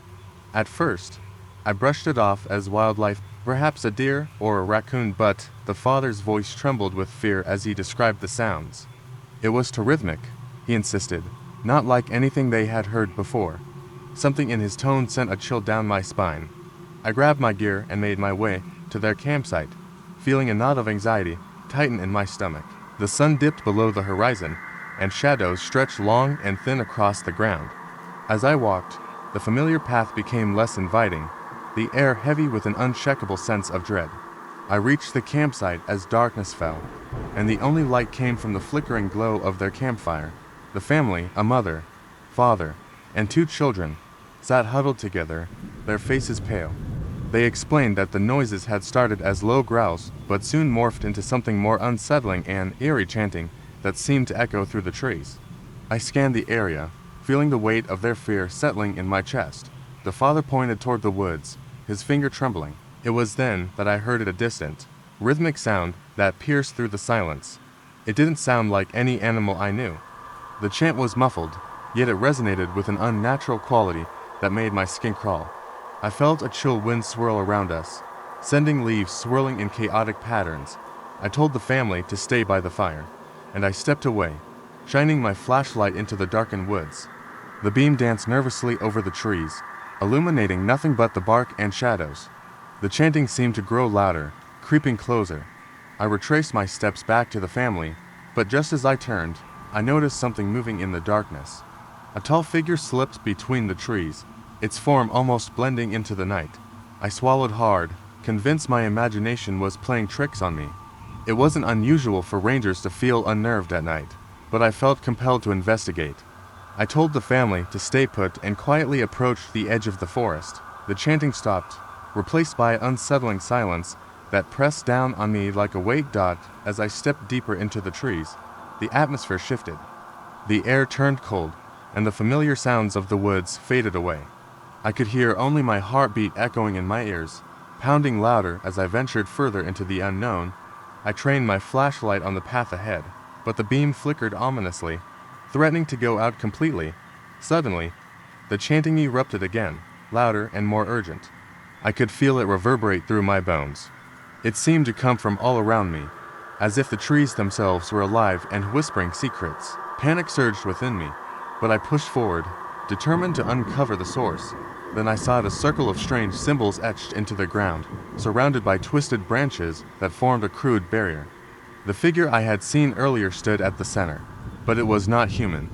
It was tall and thin, with elongated limbs and glowing eyes that reflected my flashlight like mirrors. My breath caught in my throat as it turned toward me, its face a void, a black pit that seemed to swallow the light. I stumbled back, heart racing, but the family was just behind me, having followed out of concern. I turned to them, shouting for them to run, but before I could react, the figure lunged. I stumbled backward, expecting the worst, but instead, the ground erupted in a flash of light. The symbols glowed bright, illuminating the woods for a brief moment, before plunging everything back into darkness. The creature vanished, leaving only a lingering echo of its chant behind. The family looked at me, their faces a mix of fear and confusion. I led them back to the campsite, my heart still pounding. The strange occurrences continued through the night, but we remained together, the family's presence grounding me. In the morning, we reported everything to the authorities, but when the search teams returned to the site, they found nothing, no symbols, no signs of the creature. The family and I were left with our memories, the knowledge of what we had experienced buried within us. As the family packed up to leave, I realized something chilling. The chanting had stopped, but the echo of those glowing eyes lingered in my mind, a haunting reminder that sometimes the woods hold secrets best left undiscovered. It started out as a routine patrol. I was assigned the northern section of the park, which is mostly dense forest and rugged terrain. The kind of place where hikers rarely go and where silence is thick, almost suffocating. My truck was parked at the edge of the woods, and I started my hike around dusk. I remember the temperature dropping quickly, the sun disappearing behind the trees as the shadows stretched long and dark. I hadn't been walking for long when I noticed something unusual. A set of tracks, fresh ones leading off the main trail. They weren't animal tracks, too big, too heavy. They were human footprints, but they looked odd, as if they'd been made in a hurry, with uneven strides and dragging steps. I didn't think much of it at first, assuming it was someone who'd gotten lost or maybe had too much to drink. I radioed it into my colleagues, just to be safe, then followed the tracks deeper into the woods. As I moved further from the trail, the air grew colder. The forest seemed to close in on me, the trees standing too close together, like watching eyes. I pulled my flashlight from my belt and shone it along the path ahead. That's when I saw it, a figure, standing motionless between two trees. It was tall, unnaturally tall. At first, I thought it was just a trick of the light, but as I got closer, I realized it wasn't a trick at all. The figure stood with its back to me, facing the dark, unmoving. Its clothes were tattered, its hair long and matted. I called out, trying to make my presence known, but the figure didn't respond. I took another step closer, my heart pounding in my chest. Something about it felt wrong, like I wasn't supposed to be there. My instinct screamed at me to turn back, but before I could move, it turned slowly, deliberately. Its face was hollow, like a mask, but its eyes, those eyes were dark, endless pits, and they locked onto mine. A cold wave of dread washed over me, and for a split second, I felt paralyzed, unable to look away. Then, without warning, it raised a hand, pointing toward the depths of the forest. I couldn't breathe. I couldn't move. I felt the urge to run, to flee back to my truck, but I couldn't tear my eyes away from that figure. It stood perfectly still, not even blinking, as if waiting for something, or someone. The air felt thick with an oppressive force, and my thoughts were racing. What was I looking at? Some kind of lost soul. A trick of the light, but it didn't feel like any of that. It felt like something ancient, something that wasn't supposed to be here. Suddenly, The silence was broken, a snap of a branch, and then another, the sound of something or someone moving just beyond the trees, in the direction the figure had pointed. My blood ran cold. I snapped out of my stupor and started running. I bolted down the path, my heart pounding in my ears. But I couldn't shake the feeling that something was following me. I dared not look back, but I could feel a movement in the trees, the sound of leaves rustling, soft footsteps just behind me. My radio crackled, but I couldn't answer.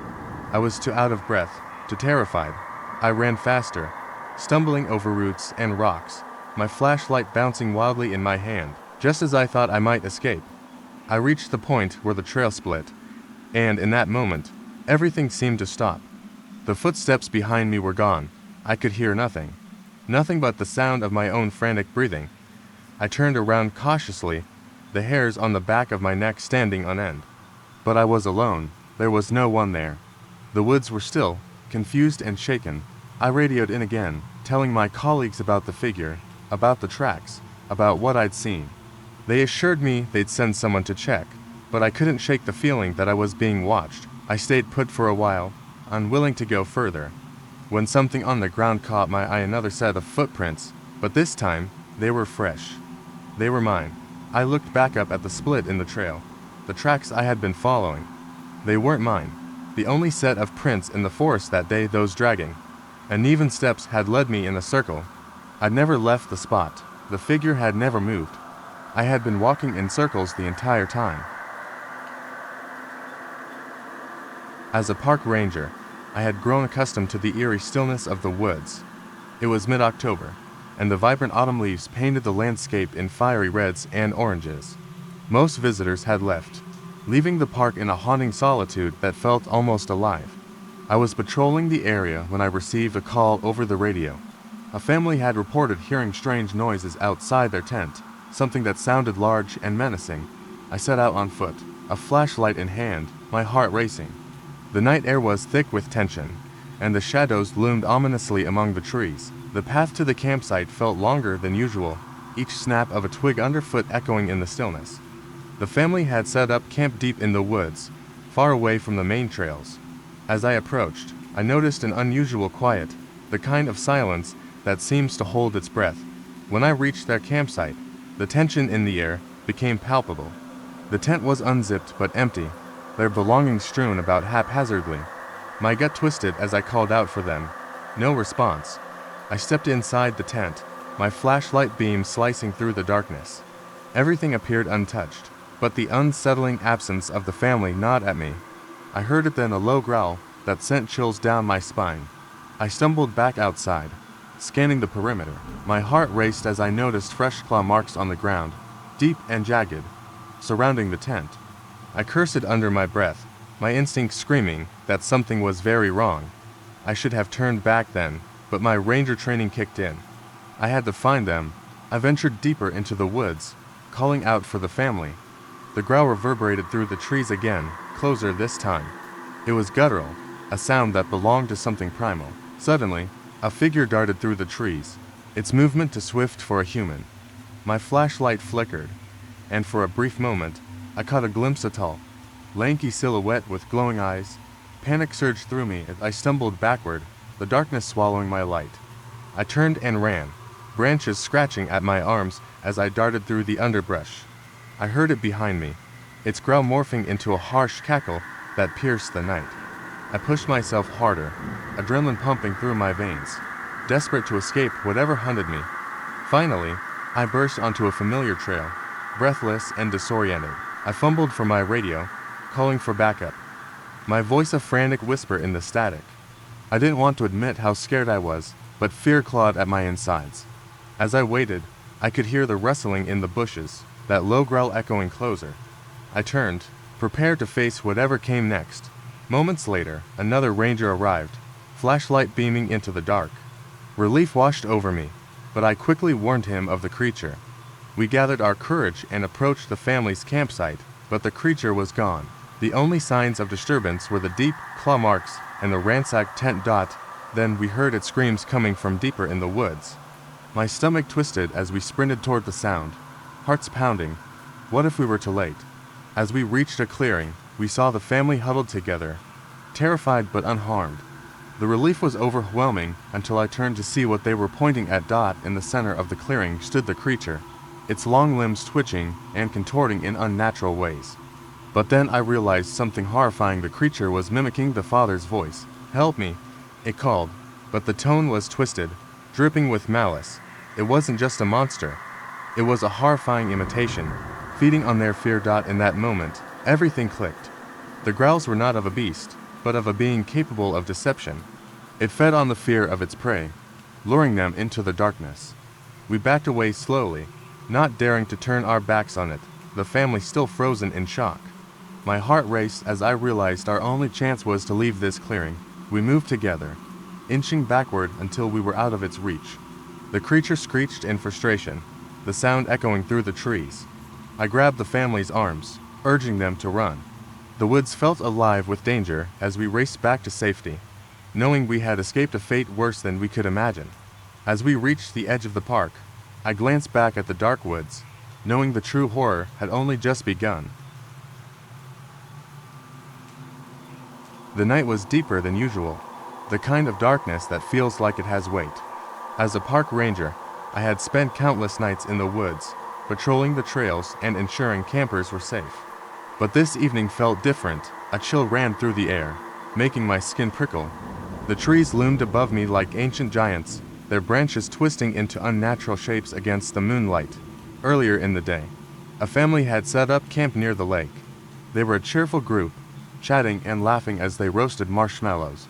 I'd stopped to make sure they were aware of the park's safety rules, especially about keeping food secure from wildlife. Little did I know that this simple encounter would haunt me.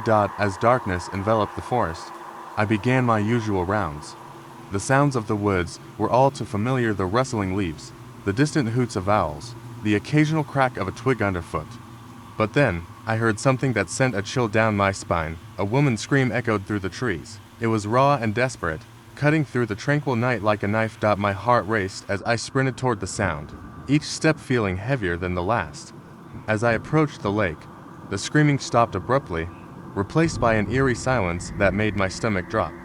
The family's campfire still flickered in the distance, but their voices were gone. I reached their campsite, my flashlight beam bouncing wildly over the area, searching for any sign of them. The tent stood undisturbed, but the air felt wrong. I called out, my voice trembling. No answer. Panic set in as I turned to check the trail leading away from the lake. That's when I saw a shadow darting between the trees, too quick for me to catch a clear glimpse. My instinct screamed for me to run, but I had a duty to protect these campers. I had to find them. I moved cautiously along the path, my flashlight illuminating the foliage as I pushed deeper into the woods. The darkness felt alive, closing in around me, the shadows stretching and twisting. Just as I was about to turn back, I stumbled upon a clearing. There, at the center, was a large figure crouched low, its back to me. I froze, my breath hitching. The figure was wearing something that resembled a tattered shirt, and I could see matted hair hanging down its back. My mind raced with horror stories of what could lurk in the depths of the forest. I stepped back slowly, but the sound of my movement caught its attention. The figure turned, and my blood ran cold. Its face was grotesque, a twisted mockery of a human. Eyes wide and bulging, it opened its mouth in a silent scream. A wave of terror washed over me, and I turned to flee. I sprinted back toward the camp, adrenaline pushing me forward. I couldn't shake the feeling of being hunted, something lurking just out of sight. When I reached the campsite, I found the family emerging from the woods, faces pale and wide-eyed. They looked as if they had seen a ghost. I rushed to them, relief flooding through me. But before I could ask if they were okay, the mother spoke, her voice trembling. She said they had heard whispers in the trees, voices calling to them in the dark. Then, before I could process what she was saying, I caught a glimpse of the figure standing just beyond the tree line, watching us. I turned to the family, urging them to pack their things quickly. We needed to leave. I grabbed my radio and called for backup, but the signal was weak and crackling. Just as the family hastily packed their gear, I felt a sudden, icy breath on my neck. I whipped around, shining my flashlight into the dark. The figure was gone, but its presence lingered like a heavy fog. I could feel the weight of its gaze, and the forest seemed to whisper around us. We managed to get everything packed, and I led them away from the lake, my heart racing. I kept glancing back, half expecting the figure to reappear. When we reached the main road, I finally exhaled, the tension slowly lifting. But as I turned to reassure the family, I saw something that made my blood run cold. They were smiling, their eyes unblinking and vacant. They weren't scared at all. In fact, they seemed utterly calm, as if nothing had happened. My heart raced again, but for a different reason. I stepped back, confusion taking over. They weren't the same people I had spoken to earlier. The woman tilted her head, her grin widening, and whispered, "You shouldn't have come looking for us." The forest felt alive around me, pulsing with something dark and sinister. I stumbled backward, realizing that the woods had claimed them as its own. As I turned to run, the laughter of the family echoed behind me, a haunting reminder of what had happened in those deep woods. As a park ranger, I've spent countless nights alone in the deep woods, but nothing prepared me for that Halloween weekend. The air was thick with an eerie silence as I patrolled the trails, the trees standing like dark sentinels under the moonlight. Most campers had left for the season, leaving only a handful of brave souls to brave the chill. I didn't mind. The quiet was almost comforting. That evening, I received a radio call from a family camping in the more isolated part of the park. They were having a Halloween-themed campfire and invited me to join. I was hesitant, but agreed, thinking it would be good to check on them. I set out, flashlight in hand, making my way through the winding trails. The moon was a mere sliver in the sky, casting unsettling shadows that danced around me. As I approached their campsite, I felt a chill creep up my spine. The fire flickered weakly, illuminating the faces of the family, two parents and their young daughter, all dressed in Halloween costumes. They greeted me warmly, inviting me to sit with them. The smell of roasting marshmallows filled the air, and laughter echoed through the trees. For a moment, everything felt normal. Then, the girl, dressed as a ghost, pointed to the tree line. "Look, there's someone over there," she whispered, her voice barely above a breath. I turned to see nothing but the dark outline of the trees. The parents laughed it off, but my instincts kicked in. I brushed it aside, convincing myself it was just a trick of the light or perhaps an animal. But as I settled in, unease settled in my stomach. The night wore on, and the girl continued to glance nervously toward the woods. She kept insisting there was someone watching us. The adults dismissed her claims, but I felt a prickle of fear. Just then, a loud rustle erupted from the bushes. My heart raced as I scanned the tree line with my flashlight, its beam trembling. The parents jumped to their feet, trying to reassure their daughter. But as I stood, a figure emerged from the shadows, a tall silhouette. My breath caught in my throat as I shone the light in its direction. The figure was thin and gaunt, its face obscured by a mask, but I could see the glint of something metallic in its hand. The parents screamed, and the girl hid behind her father. "Stay back," I shouted, stepping forward. The figure didn't move, its presence unnaturally still. Just as fear began to take hold, the family bolted in the opposite direction, leaving me alone. My instincts kicked in, and I followed, shouting for them to stop. We ran through the dark forest, panic rising with every step. I could hear the figure following us, its footfalls light yet relentless. I couldn't shake the feeling that it was toying with us, waiting for the right moment to strike. The path twisted and turned, and I began to lose my bearings. The woods felt alive, branches reaching out like claws as we hurried through the underbrush. Suddenly, we burst into a small clearing, the moonlight illuminating our frantic faces. The parents were panting, the little girl crying. Just then, the figure emerged behind us, and I instinctively stepped in front of the family. I was ready to confront whatever horror this was when, without warning, the figure reached up and pulled off its mask. To my disbelief, it was a fellow park ranger I worked with, wearing a goofy smile and holding a fake axe. "Surprise," he shouted, his voice echoing through the clearing. The family and I stood there, stunned. Relief washed over me, quickly replaced by frustration.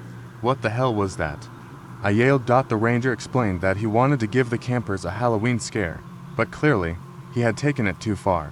The family was just as confused, their fear slowly turning to anger. The little girl, wiping her tears, asked, "Is that a real axe?" "No, sweetheart," "It's just a prop," he said, chuckling. Just then, I noticed something behind him rustle in the bushes. My heart dropped as I turned my flashlight toward the sound.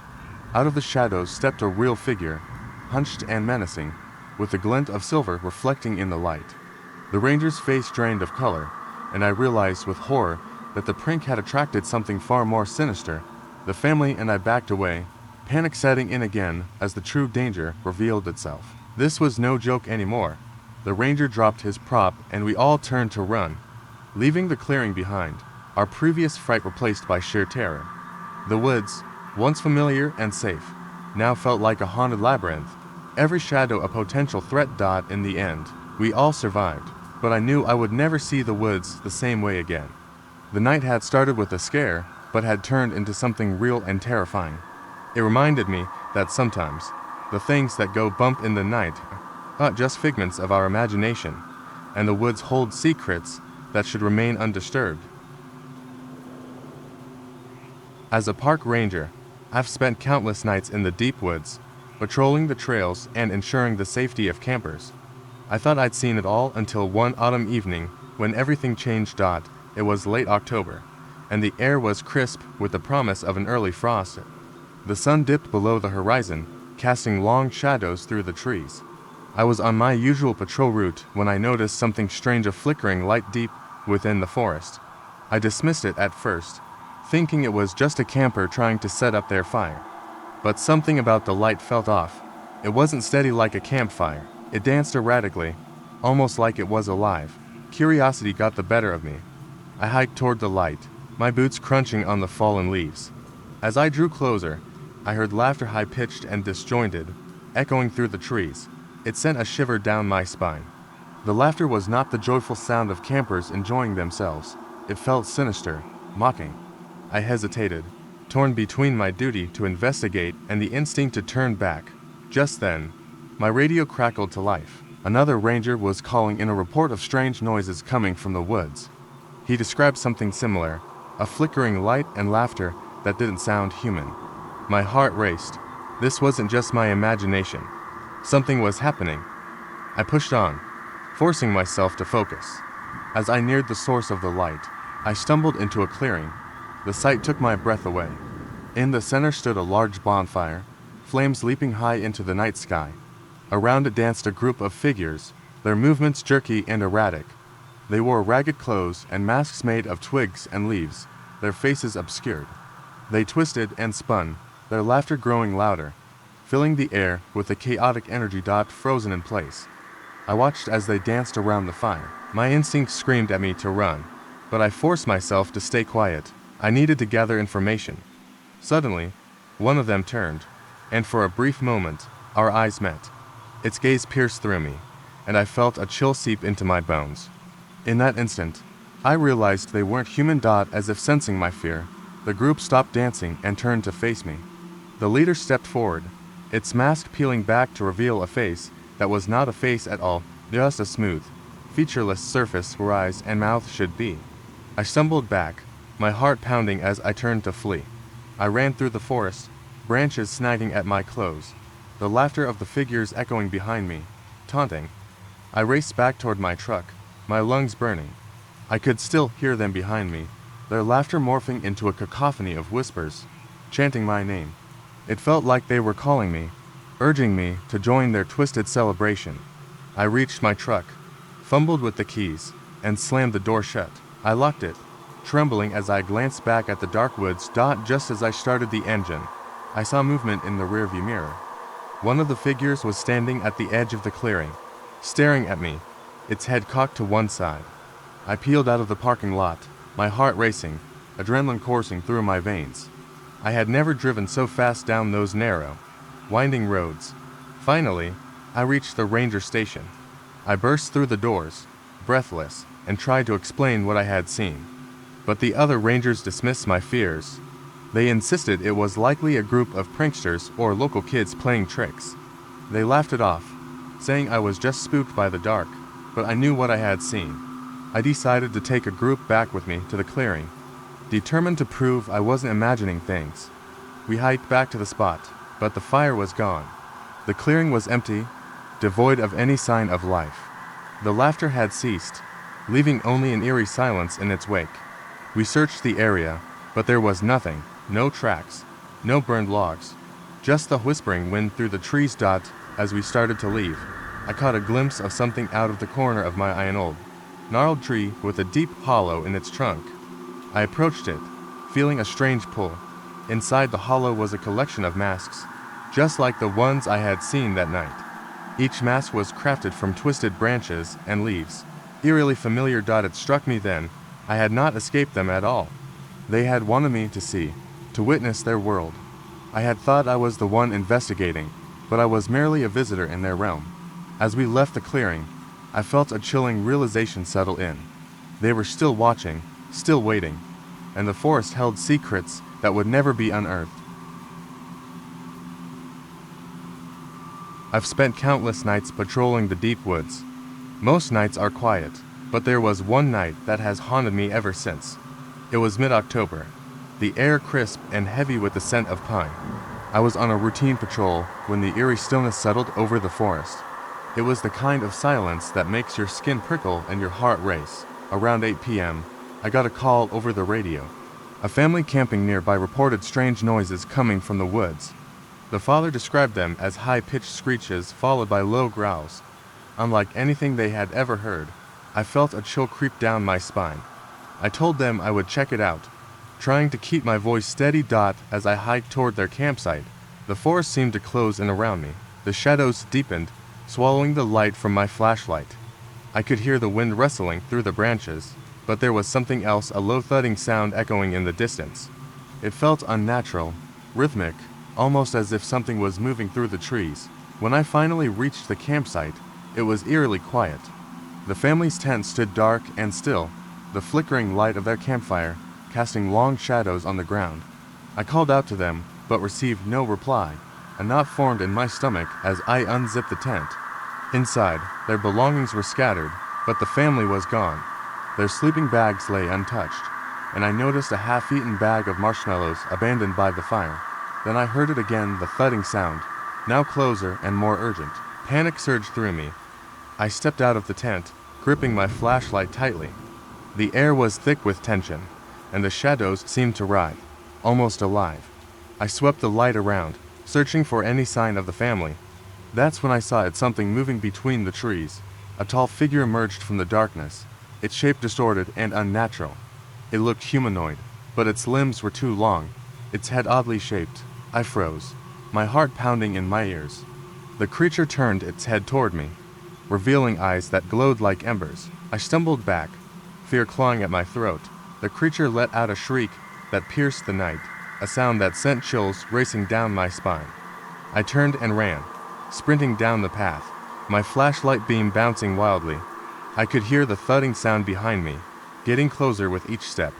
The adrenaline surged through me as I pushed myself harder. Just when I thought I couldn't run any longer, I burst onto the main trail where I had parked my truck. I fumbled for the radio, breathless as I called for backup. I needed help. I needed to find that family. After what felt like an eternity, another ranger arrived.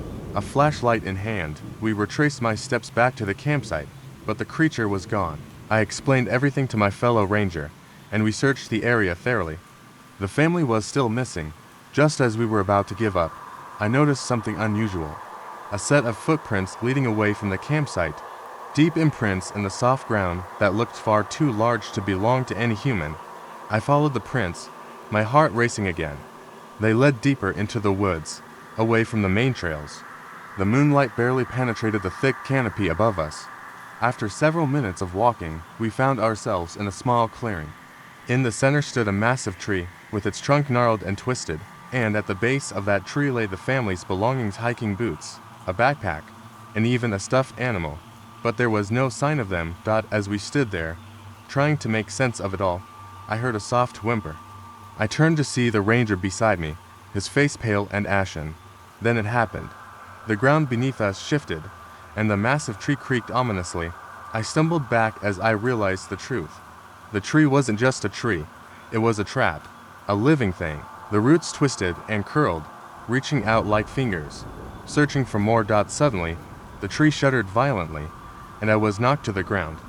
The ranger shouted, but the sound was drowned out by a deafening roar that shook the earth. I scrambled to my feet and ran, never looking back.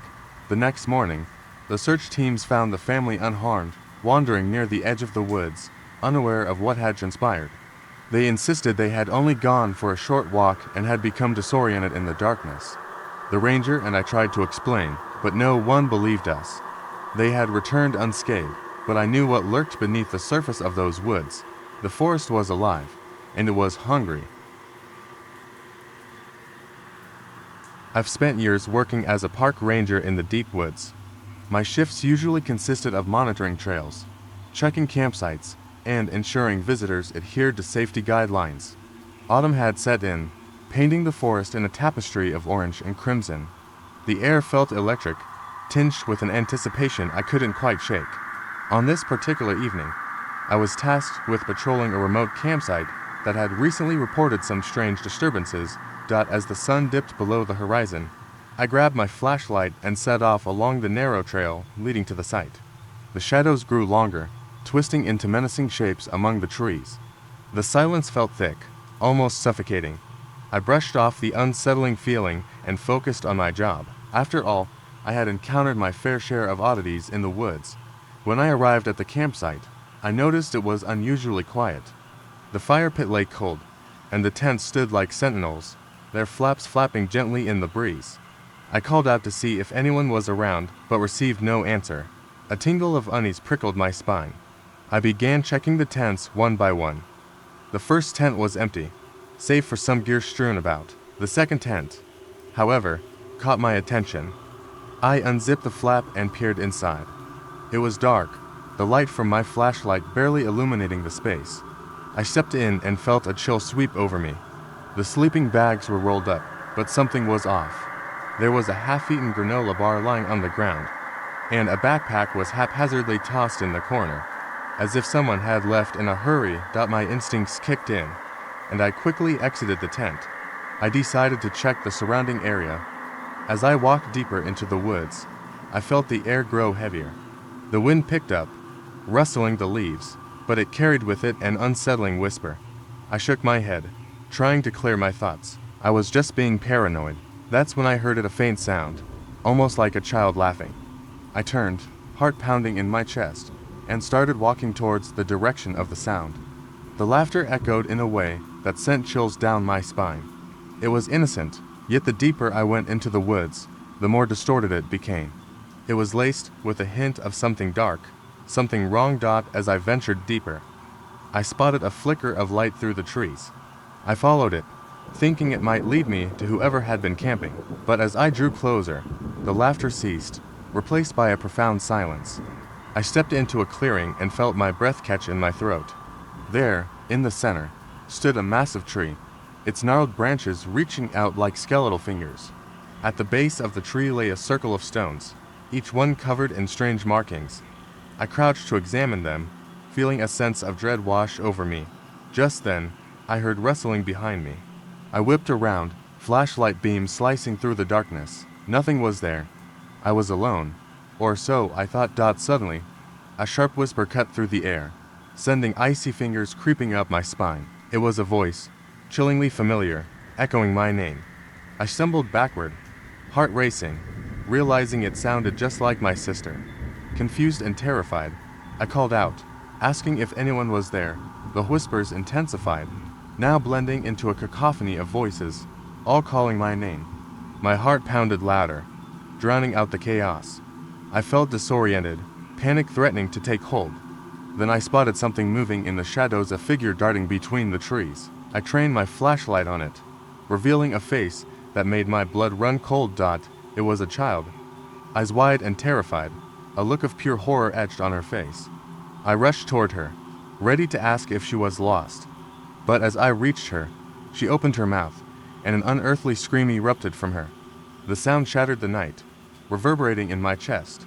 I stumbled backward, realizing the child's face was not just frightened, but twisted, warped into something inhuman. I turned to run, but felt a tug on my shirt, yanking me back. I looked down to see skeletal hands emerging from the ground, grasping at me. I screamed and broke free, sprinting back toward the trail, adrenaline coursing through my veins. When I finally reached the safety of my vehicle, I locked the doors, heart racing, hands trembling. I looked back at the woods, expecting to see something, anything, but there was nothing. The eerie laughter had returned, ringing in my ears, echoing my deepest fears. That night, I didn't sleep. I sat in my truck, shaken, the forest looming dark and silent around me. As dawn broke, I vowed never to return to that spot, never to speak of it again. I thought about the child I saw, and the sinister whispers that echoed through the trees. I knew one thing for certain: the woods were alive with secrets, and some truths were best left buried. As a park ranger, I've learned to appreciate the serenity of the woods, but that serenity can quickly turn into dread. It was the first week of October when I received a call about a family camping deep in the woods. They'd set up their tent near a secluded lake, and the father reported strange sounds echoing through the trees, unnatural and unsettling. I assured him I would investigate and pack my gear, feeling a growing unease. It was late afternoon when I set out, the sun dipping lower and casting elongated shadows. The path twisted through dense foliage, each step echoing in the silence. The vibrant hues of autumn leaves were almost too beautiful to warrant concern. Still, I couldn't shake the feeling that something was off. As I approached the campsite, the air thickened with tension. I spotted their tent nestled among the trees, but noticed something strange. The campsite was eerily quiet. I called out, but only the wind responded. My instincts screamed at me to turn back, but I pressed on, pushing aside the gnawing feeling in my stomach. The first thing I noticed was a half-empty cooler, and my heart sank. It was as if they had just left, but something felt wrong. I stepped inside the tent, half expecting to see the family gathered around, but it was empty. Their sleeping bags were laid out, but personal items were strewn around as if they had been in a hurry. A flicker of movement caught my eye from outside. I stepped out cautiously, scanning the area. That's when I heard a low, rhythmic thumping noise coming from the edge of the forest. I followed the sound, my pulse racing. The trees thickened, their branches twisting together like skeletal fingers. As I approached, the thumping grew louder and seemed to pulse in sync with my heartbeat. My flashlight flickered, and I cursed under my breath as I tightened my grip. The beam of light revealed a tall figure standing at the edge of the trees. It was covered in dark, matted hair, and its limbs appeared unnaturally long. I was paralyzed for a moment, and then it turned its head toward me, its eyes glowing faintly in the darkness. Before I could react, it vanished behind the trees, leaving only the echo of its thumping sound. Fear coursed through me, and I bolted back toward the campsite. I had to find the family and get them out of here. As I ran, the woods seemed to close in around me, branches clawing at my clothes, as if trying to hold me back. When I reached the campsite, I quickly grabbed my radio to call for backup, but it crackled with static. The fear clawing at my throat deepened. Just then, I heard a scream, piercing and desperate, coming from the direction of the lake. I sprinted toward the sound, praying I wasn't too late. I emerged onto the lake shore, and there they were, the family huddled together, staring wide-eyed at something in the water. I followed their gaze, and my stomach dropped. The figure I had seen earlier was now standing knee-deep in the lake, water dripping from its elongated limbs, its face obscured by shadows. In an instant, it turned its head toward us, and I felt a jolt of terror as it took a step forward, moving as fluidly as a shadow. Just then, the family scrambled back, and I shouted at them to run. I grabbed the father's arm, urging him to get his family moving. We ran back through the trees, the fear propelling us forward. I led them to a clearing where we could see the distant glow of the park's visitor center. It felt safe, and the sound of the creature faded behind us. We reached the building, breathless and terrified, but when I turned to check on them, my heart sank. The family was gone, no footprints in the mud, no sign of their presence. I stumbled back, my mind racing. I had been talking to a family just moments before. I called out for them, panic flooding my senses. Then, I turned around, and there it was again, the creature. This time, it was standing right behind me, a chilling grin stretching across its face. I was frozen in place, but before I could scream, it whispered in a voice that chilled me to the bone. "You shouldn't have come here."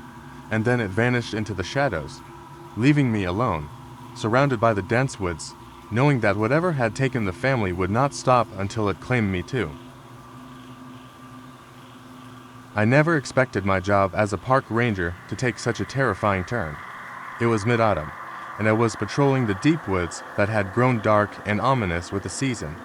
The air was crisp, leaves crunched beneath my boots, and the sun began to dip below the horizon, casting eerie shadows among the trees. I was on my usual route, ensuring the trails were clear for any late-season campers. Around dusk, I received a call from a group of campers who reported strange noises near their campsite. They described it as a low growl mixed with something like human whispers. At first, I thought it might be a bear or perhaps the wind playing tricks on them, but their fear was palpable over the radio. I decided to head out and check on them. As I made my way through the thickening underbrush, I felt a prickling sensation on the back of my neck, as if someone was watching me. I dismissed it as nerves. After all, I had patrolled these woods countless times. I reached their campsite just as twilight faded into night. The fire was dying down, and the campers huddled around it, wide-eyed and trembling. They explained that the sounds had started shortly after sunset, echoing from the tree line. They insisted it felt like something was lurking just out of sight. I tried to calm them, suggesting it was probably just wildlife. But, as we sat around the fire, the noises began again, a low growl followed by the faintest of whispers that seemed to slither through the air. "Did you hear that?" One of the campers gasped. I nodded, my heart racing. This was more than just wildlife. I instructed everyone to stay close and keep the fire burning. As I scanned the perimeter of the clearing, the shadows began to twist and writhe in a way that made my skin crawl. Suddenly, a rustling sound came from the bushes to my left. I swung my flashlight toward it, and in the beam, I caught a glimpse of something pale and elongated, disappearing behind a tree. I blinked, convinced it was a trick of the light, but the campers had seen it too. "I don't like this," one of them said, his voice trembling. "We should leave," I agreed. It felt wrong to stay any longer. As we packed up, the whispers grew louder, swirling around us like a chilling wind. I kept the flashlight aimed into the dark as we walked, trying to ignore the sensations of dread gnawing at me. As we reached the trail, I heard the unmistakable sound of footsteps behind us. I turned, but nothing was there. I felt a surge of adrenaline. I quickened my pace, urging the campers to do the same. The whispers intensified, echoing our fears, the sound growing nearer. Just then, a loud crack echoed through the trees, and we all jumped. I turned around to face the noise. What I saw made my blood run cold. A figure stood a few yards away, its features distorted in the dim light. It had unnaturally long limbs, and its eyes glowed with an unsettling light. The whispers transformed into guttural sounds, incomprehensible but undeniably threatening. Instinct kicked in, and I shouted for everyone to run. We sprinted down the trail, hearts pounding in our chests, the sounds of our panicked breaths mixing with the monstrous growls behind us.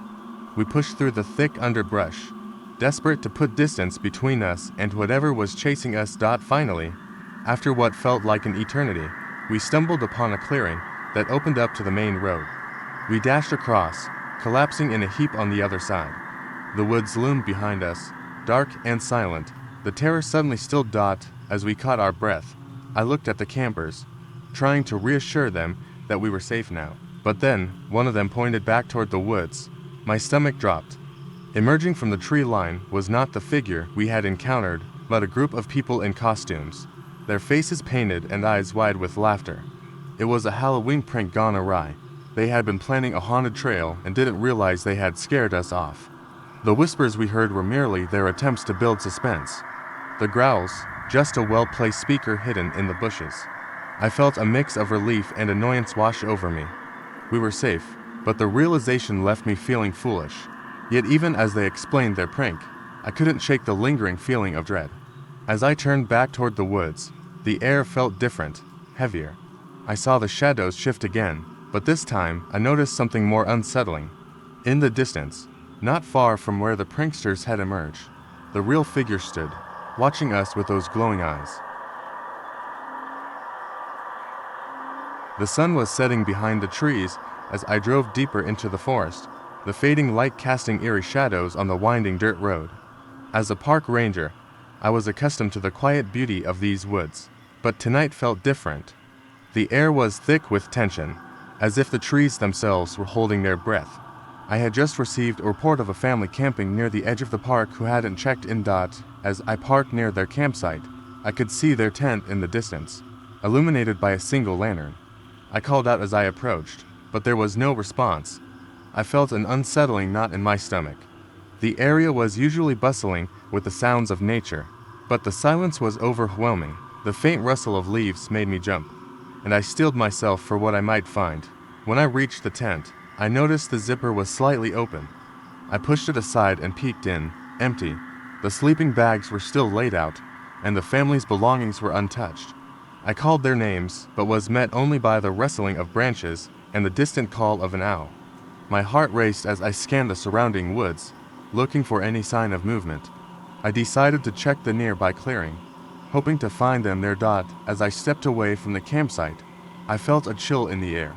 A sense of unease washed over me.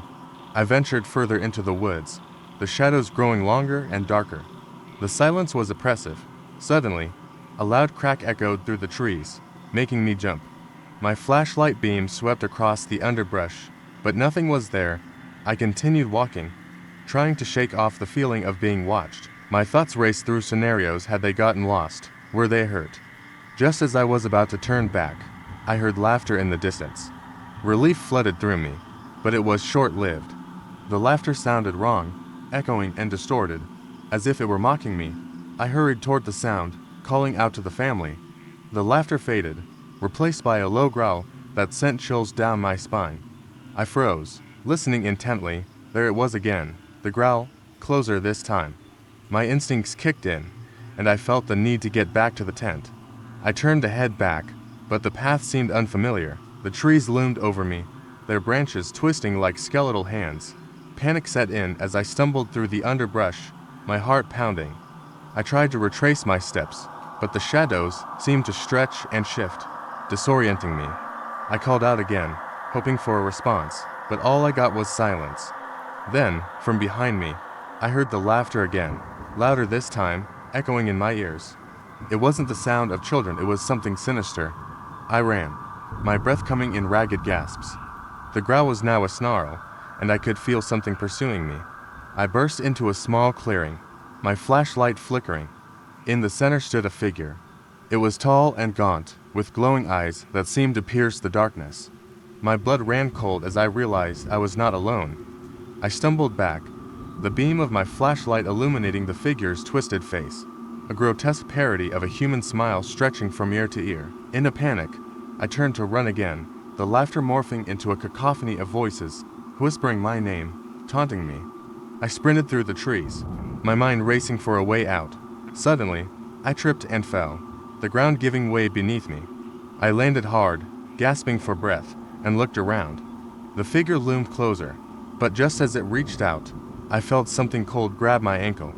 It yanked me back, but instead of panic, I felt relief wash over me as I saw the familiar shape of the family I had been searching for.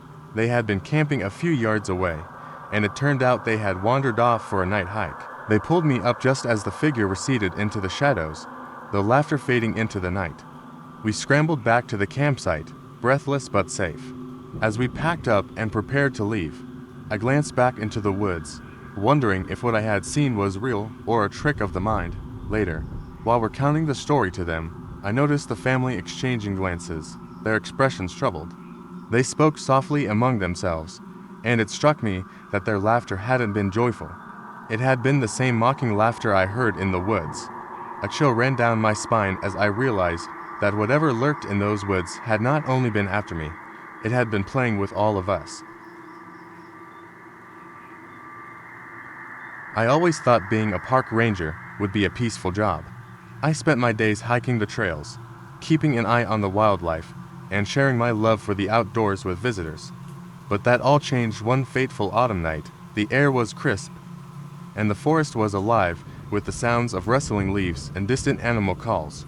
As the sun dipped below the horizon, I wrapped up my last patrol and headed back to the ranger station. The woods took on a different feel after dark, and even though I was alone, I felt a strange sense of unease.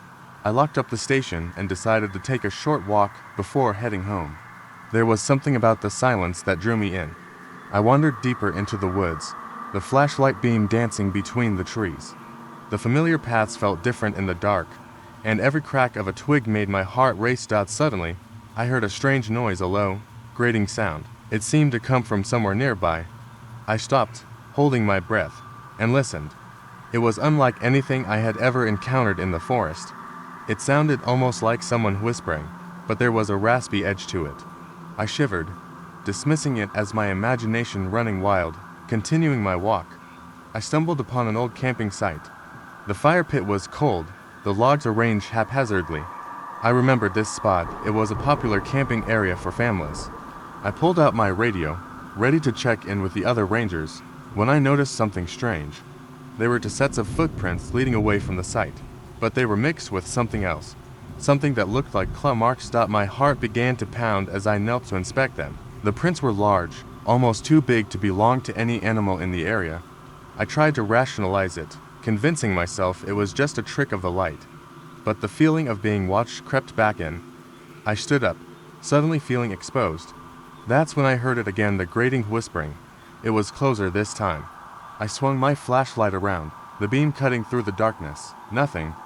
I stepped back, feeling a chill run down my spine. The whispers intensified, and I felt an overwhelming urge to run. I turned and sprinted back toward the path, the light bouncing erratically in front of me.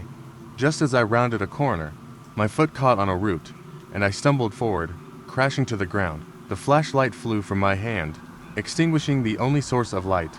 Panic surged through me as I fumbled to turn it back on. In the darkness, the whispers became louder, almost mocking. I finally managed to get it working again and aimed the beam into the trees. I was greeted by a horrifying sight. Standing just outside the circle of light was a figure. Tall and thin, with long, gangly limbs, it stood perfectly still, its head tilted at an unnatural angle. I couldn't make out any features, just a dark silhouette against the backdrop of the trees. My breath caught in my throat. I bolted to my feet and ran. The whispers turned into a cacophony of voices, echoing all around me. I could hear my own heartbeat pounding in my ears as I raced down the path. I didn't stop until I reached the ranger station, slamming the door shut behind me. I locked it and leaned against it, panting heavily. After a few moments, I forced myself to calm down. Maybe I had imagined the whole thing. I was just tired from my long day. I flipped the light on and checked my radio. Just as I was about to call it a night, a chilling sound broke through the silence. A soft knock echoed from the door. My heart raced as I approached, hesitantly peering through the window. Outside stood a family, mom, dad, and two kids, looking lost and frightened. They explained they had been camping nearby when they heard strange sounds and saw a figure in the woods. They had fled, thinking they would find help. My body relaxed, relieved that I wasn't alone in this. I welcomed them in and made them comfortable while I called for assistance. They described the whispers and the figure, and I felt a cold sweat break out across my forehead. As I turned to grab some extra blankets, I glanced back at the window, and that's when I saw it again. The tall, thin figure was standing just beyond the tree line, watching us. But this time, it wasn't alone. The trees were alive with movement, and all around the figure were dozens of those same twisted silhouettes, all staring in silence. I stumbled back, my mind racing. I wasn't crazy. The whispers hadn't been in my head. The forest had been hiding something much darker all along. The family beside me had unwittingly stumbled into something I had barely escaped, and now it felt like it was closing in. I was fresh out of ranger training when I was assigned to one of the most remote sections of the forest.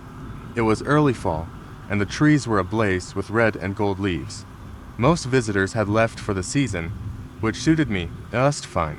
I loved the quiet. The stillness of the woods gave me time to reflect, but that peace was about to be shattered. One evening, as the sun dipped below the horizon, I received a call on my radio about a family who had set up camp deep in the woods. They reported strange noises outside their tent. I had been patrolling the area, so I decided to check on them. The trail was familiar, but darkness descended quickly, and my flashlight seemed to struggle against the thickening shadows. As I approached their campsite, I heard a low, unsettling growl echoing through the trees. My heart raced. I knew bears were common in these woods, But this was different. The growl had an unnatural quality, a resonance that felt almost human. I quickened my pace, muscles tense, flashlight flickering against the growing darkness. When I reached their campsite, the family's tent was pitched, but empty. The fire was still smoldering, and scattered belongings lay haphazardly around. I called out, my voice shaking, but only silence answered. I stepped into the tent, and everything looked normal at first. But then I noticed something odd. Deep claw marks scored the ground outside the entrance, as if something had been pacing there, anxious and agitated. I felt a chill run down my spine. I took a step back, scanning the area for any sign of the family. That's when I heard the growl again, now louder and closer. I whipped around, flashlight beam cutting through the darkness. The hairs on the back of my neck stood up as I caught a glimpse of something shifting in the shadows, tall, thin, and impossibly elongated. It had a human shape, but was far too lanky to be anything recognizable. I felt an instinctual urge to run, but my feet felt glued to the ground. I managed to force my legs into motion and bolted back toward the trail. Behind me, the creature let out a piercing scream that echoed through the trees, sending a shockwave of terror through me. I didn't look back. I raced down the path, my heart pounding in my chest. I could hear it following me, fast and silent, like the wind itself. Just as I reached a clearing, I tripped over a tree root and fell hard to the ground. My flashlight rolled away, extinguishing itself in the dirt. Panic surged through me, and I scrambled to my feet, barely registering the sounds of the forest around me. The growling had stopped, replaced by an unsettling silence that engulfed the clearing. I stumbled toward my flashlight, breathless and terrified. As I grabbed it and turned it back on, I aimed the beam into the trees. My stomach dropped as I saw the creature standing at the edge of the woods, its eyes glowing a sickly yellow. It wasn't advancing. It just stood there, watching me. Then, without warning, the creature turned and dashed into the darkness, moving faster than I could comprehend. Confusion flooded my mind. What was it doing? I took a step back, heart still racing, when suddenly, a voice broke through the silence. Ranger, over here. I spun around to see a group of campers emerging from the brush. Their faces were pale, and I could see the fear in their eyes. They told me they had witnessed the creature too, that they had been camping nearby and had fled when they saw it approach their tent. They confirmed that the family was safe, just a short distance away. Relief washed over me, but it was short-lived. I tried to explain what had happened, the growl and the chase, but their eyes widened in horror as they listened. I could sense their disbelief and fear, but the fact remained that we all survived the night. Later, when I returned to the ranger station, I filed my report and shared the details with my supervisor. He listened intently, then leaned in closer. Did you get a good look at it? He asked. I nodded, still shaken. He sighed, a knowing look on his face. Rangers in this area have seen it before. We call it the Watcher. No one knows what it is or where it comes from. Just be glad it didn't decide to come closer. A chill settled deep in my bones as I realized that what I had seen might not have been a random encounter, but part of a much darker reality, hidden in the woods. The forest had its secrets, and I was just beginning to scratch the surface. We'd been planning this camping trip for months. A weekend getaway to disconnect, to get away from the noise and distractions of the world. Me and my 3 friends Jake, Ellie, and Tom had spent days picking the perfect spot in the woods, far enough from the trail to feel isolated, but not so far that we'd be completely cut off if anything went wrong. We arrived in the early evening, setting up camp near a small creek that ran through the area. The sun dipped behind the trees as we worked, casting long shadows over the clearing. The air smelled fresh, crisp, with the scent of pine and damp earth. It felt peaceful, idyllic even. That night, we sat around the campfire, eating, joking, and telling stories. It was the kind of atmosphere where you felt safe, surrounded by friends and the flickering warmth of the fire. But then things began to feel off. It started with Ellie. She was sitting closest to the tree line, her back to the forest, when she suddenly froze. At first, we thought she was just being dramatic, messing around like she always did. But then she looked at us, her face pale, her eyes wide with fear. I heard something, she said, her voice shaky. We all stopped talking, listening intently. The only sound was the crackling of the fire. Jake stood up, shaking his head. "Ellie, there's nothing out there. It's just the wind, or an animal. Don't freak yourself out." But Ellie wasn't convinced. She insisted she heard something movement, like footsteps, just beyond the reach of the firelight. We all stared into the darkness beyond the clearing, but there was nothing there. No movement, no sound. We laughed it off, convincing ourselves she was just letting her imagination run wild. But, as the night wore on, the unease crept back in. The shadows in the trees seemed to shift more than usual, and the air felt heavier, like something was watching us. The woods around us seemed unnaturally still, and the night seemed to stretch on much longer than it should have done. At some point, we decided to head to our tents. We doused the fire, the embers glowing faintly in the night. We settled into our sleeping bags, but none of us could sleep. The sounds of the forest had taken on a strange quality, like they were distorted, just out of sync. Every rustle in the brush, every snap of a twig, felt amplified, as though the woods themselves were breathing. Around 3 a.m., we heard it. A loud bang, like something large crashing into a tree. It was so sudden, so sharp, that we all jolted upright in our tents. There was no mistaking it. Something was out there. Tom was the first to grab a flashlight. He crawled out of his tent cautiously, shining the beam toward the woods. For a moment, there was nothing, just the dark, empty trees. But then the beam caught something, a figure. It was standing at the edge of the clearing, barely visible in the darkness. A person? No, not quite. The figure was too still, too unnaturally rigid. It didn't move, just stood there, staring in our direction. We froze. None of us dared to move. The figure didn't make a sound, didn't shift its weight. It just watched. "Who the hell is that?" Jake hissed, barely above a whisper. We had no idea. We hadn't seen anyone else on the hike-in. No campers, no sign of anyone else around. But there it was, standing like a mannequin in the trees, its head slightly tilted, its limbs unnaturally straight. I reached for my phone, my hands trembling. I was about to call the ranger station when the figure moved. Slowly, it turned, its movements jerky and unnatural, like a puppet being controlled by strings. "Get inside the tents now," I yelled, grabbing Ellie by the arm and pulling her toward her tent. We scrambled, hearts pounding, breath shallow. The flashlight had flickered out, casting the camp back into darkness. We could hear the figure moving closer, the rustling of branches, the slow scrape of something dragging across the ground. Suddenly, there was a loud thud, like a body hitting the ground. Then silence. We waited for what felt like hours, too scared to move, our minds racing with worst-case scenarios. But after a long while, we heard footsteps retreating, disappearing into the woods. One by one, we mustered the courage to step outside, the fear still heavy in our chests.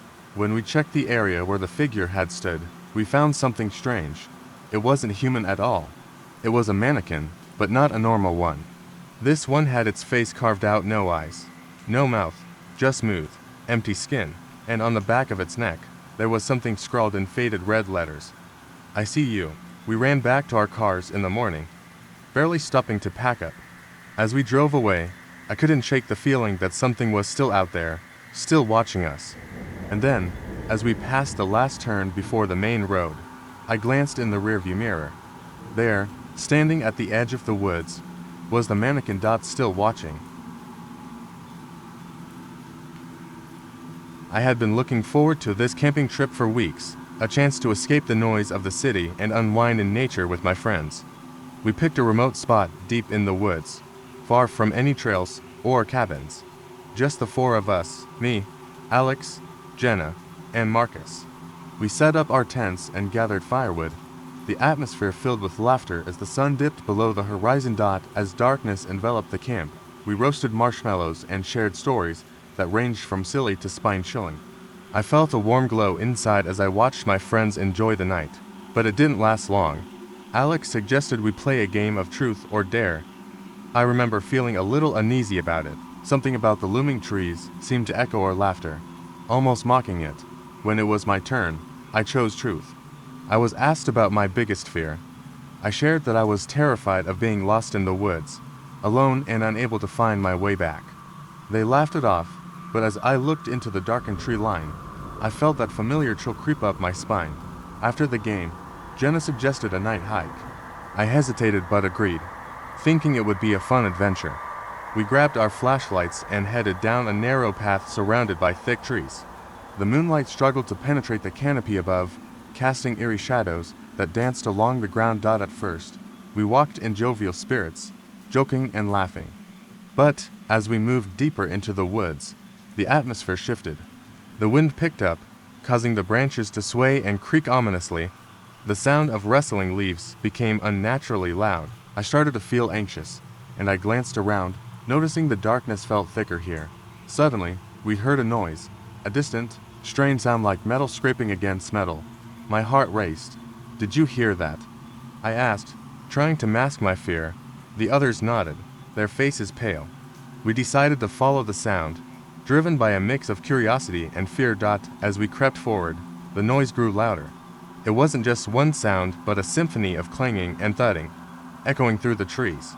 The lights from our flashlights flickered, and the shadows around us seemed to swirl ominously. I felt an urge to turn back, but the others pushed forward. Finally, we reached a clearing, and the scene before us froze me in place. Several figures were silhouetted against a flickering light, standing in a circle. They wore tattered clothing and strange masks made of bark and leaves. Each held a lantern, illuminating their expressions, which were a mix of excitement and something darker. My stomach churned as I realized they were not just hikers, but a strange, almost cult-like gathering. Before we could process what we were witnessing, one of the figures spotted us. A loud, eerie laughter erupted from the group, sending chills down my spine. Panic set in, and we turned to run, but the path behind us felt altered, the trees closing in as if they were shifting, trapping us.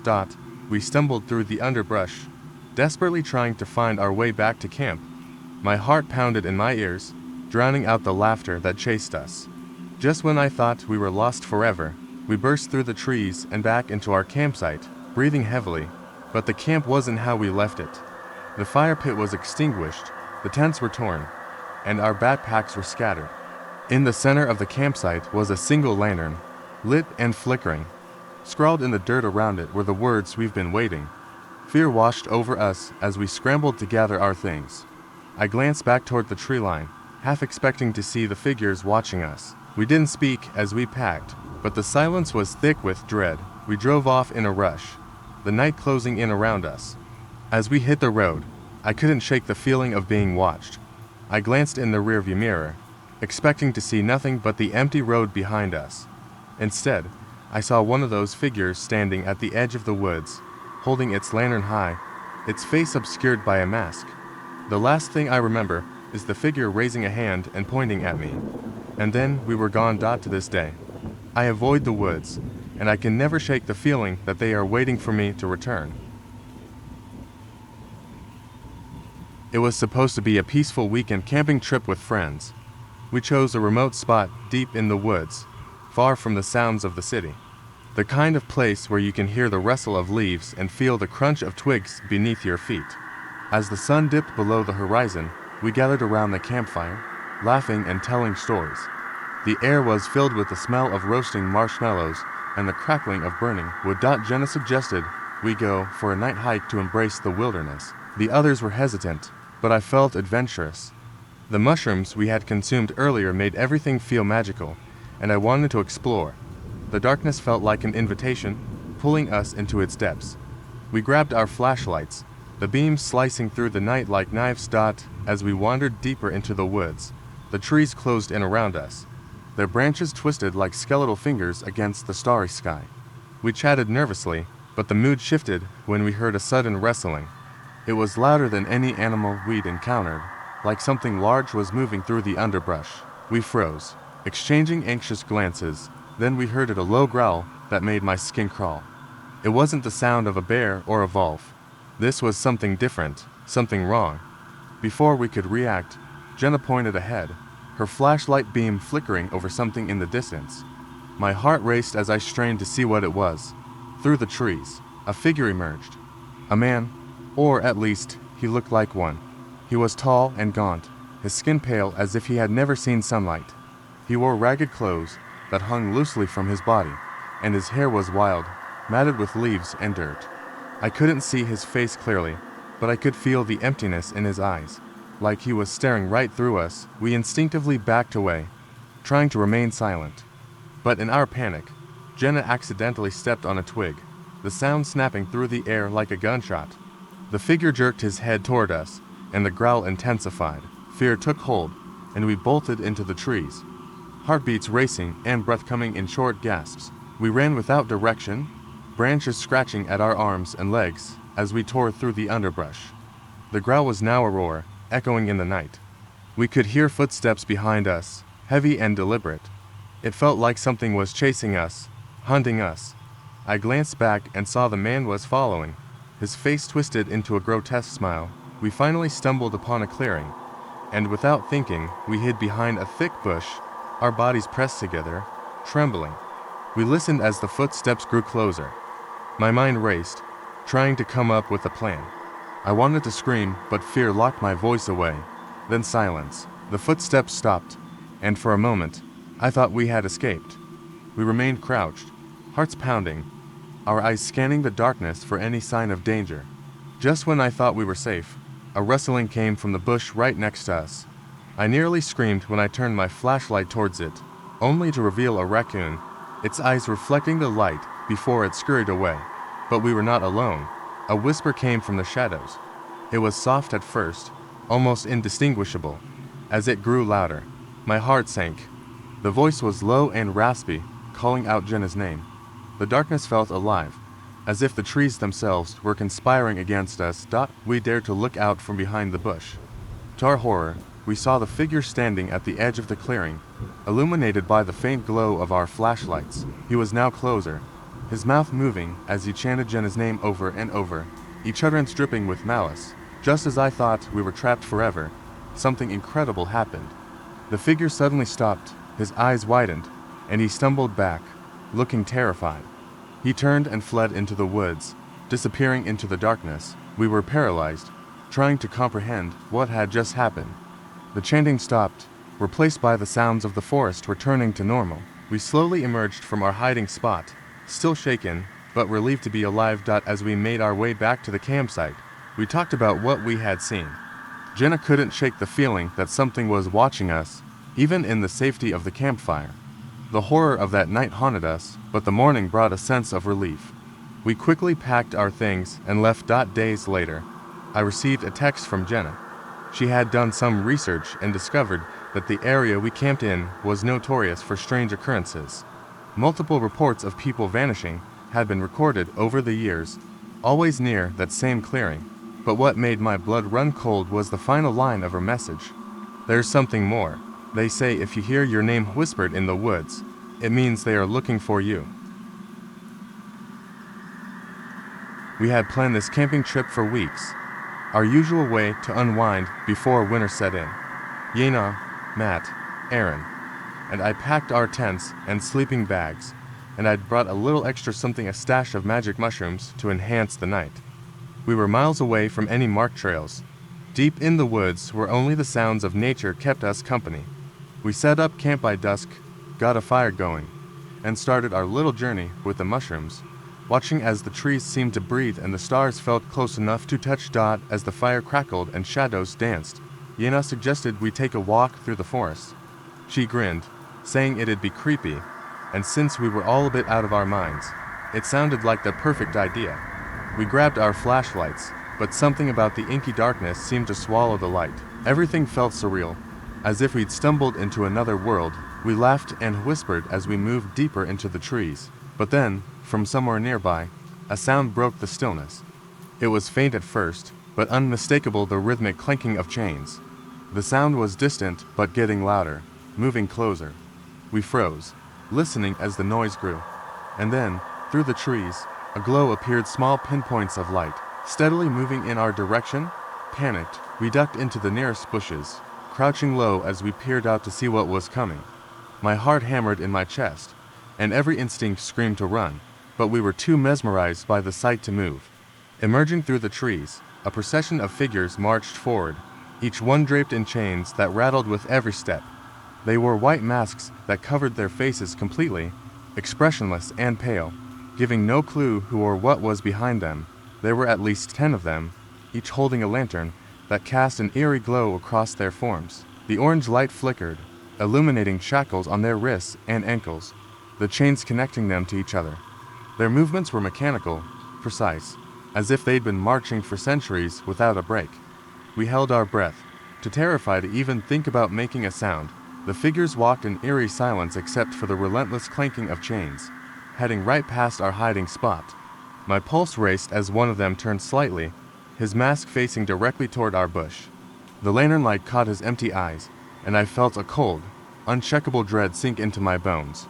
I thought I'd been seen, but he turned away and kept walking. They moved onward, disappearing deeper into the woods, their lights fading until only the sound of chains remained. We waited until we were sure they were gone, and then we sat in silence, no one daring to speak. We stumbled back to the campsite in a daze, still reeling from what we'd seen. Sleep was impossible. Every rustle in the dark made us jolt. We stayed huddled together, barely able to close our eyes as we listened to the forest around us, half expecting those figures to return. At the first light of dawn, we decided it was time to go. As we approached the camp, something felt off. From a distance, we could see the tents were knocked over, and the fire we'd put out the night before was smoldering again, as if it had just been lit. We exchanged uneasy glances and moved cautiously toward the site. There, etched in the dirt next to our fire pit, was a message: "We will find you." The words looked fresh, like someone had scratched them in the ground mere moments before we arrived. None of us said a word. We knew what we had to do. We quickly packed what little was left of our things, each of us keeping a nervous eye on the trees, half expecting one of those masked figures to emerge. We practically sprinted back to the car, the weight of an unseen gaze pressing down on us the entire way. It wasn't until we were back on the road, the forest fading behind us, that anyone spoke, and even then, it was in hushed tones. We never went back to those woods, and we never told anyone else what happened. But sometimes, late at night, I still hear the clanking of chains echoing in my mind, and I see that mask staring through the darkness. The sun was setting as we arrived at our camping spot deep in the woods. My friends and I had planned this trip for months, eager to escape the chaos of our daily lives. We set up our tents, built a fire, and settled in for a cozy night under the stars. As the darkness enveloped us, we shared stories and laughter, the flickering flames creating an inviting warmth. After a few hours, the conversation turned toward the strange occurrences that supposedly haunted the woods. My friend Sarah spoke up, her voice a mix of excitement and fear. She had heard rumors of people disappearing in these woods, only to reappear days later, babbling about things they had seen. We laughed it off, our spirits too high to let fear creep in. But the atmosphere shifted when a low, guttural growl pierced the night, freezing us in our seats. We exchanged nervous glances, but curiosity outweighed our fear. We decided to investigate the source of the noise. Flashlights in hand, we trudged deeper into the woods, the trees closing in around us. The further we walked, the more the sounds intensified, a mix of rustling leaves and soft whispers that sent chills down my spine. It felt like we were being watched, and every instinct screamed for us to turn back. As we ventured on, we stumbled upon a clearing illuminated by a pale moon. In the center stood a strange, decrepit tree that seemed to pulse with an eerie energy. Its gnarled branches twisted skyward like skeletal fingers, and the air around it felt heavy with dread. Suddenly, another growl echoed from behind us, closer this time. Panic surged through us, and we sprinted back toward the campsite. We reached our tents, hearts racing, and tried to shake off the unease. We huddled around the fire, recounting our experience. Laughter returned, but the atmosphere was different now. The woods felt alive, watching us. Just as we began to settle down, the growling returned, this time louder and more aggressive. It was as if something was angry we had intruded on its territory. Fearing for our safety, we decided to barricade ourselves inside our tents for the night. The growling continued, mixing with strange, unintelligible whispers that seemed to surround us. I could hear my friend's shallow breaths, the tension palpable in the air. I closed my eyes, trying to convince myself it was just the woods playing tricks on us, but sleep wouldn't come. I lay there, heart pounding, listening to the world outside. Then, just as I thought I might drift off, a loud crash echoed through the darkness, followed by frantic wrestling.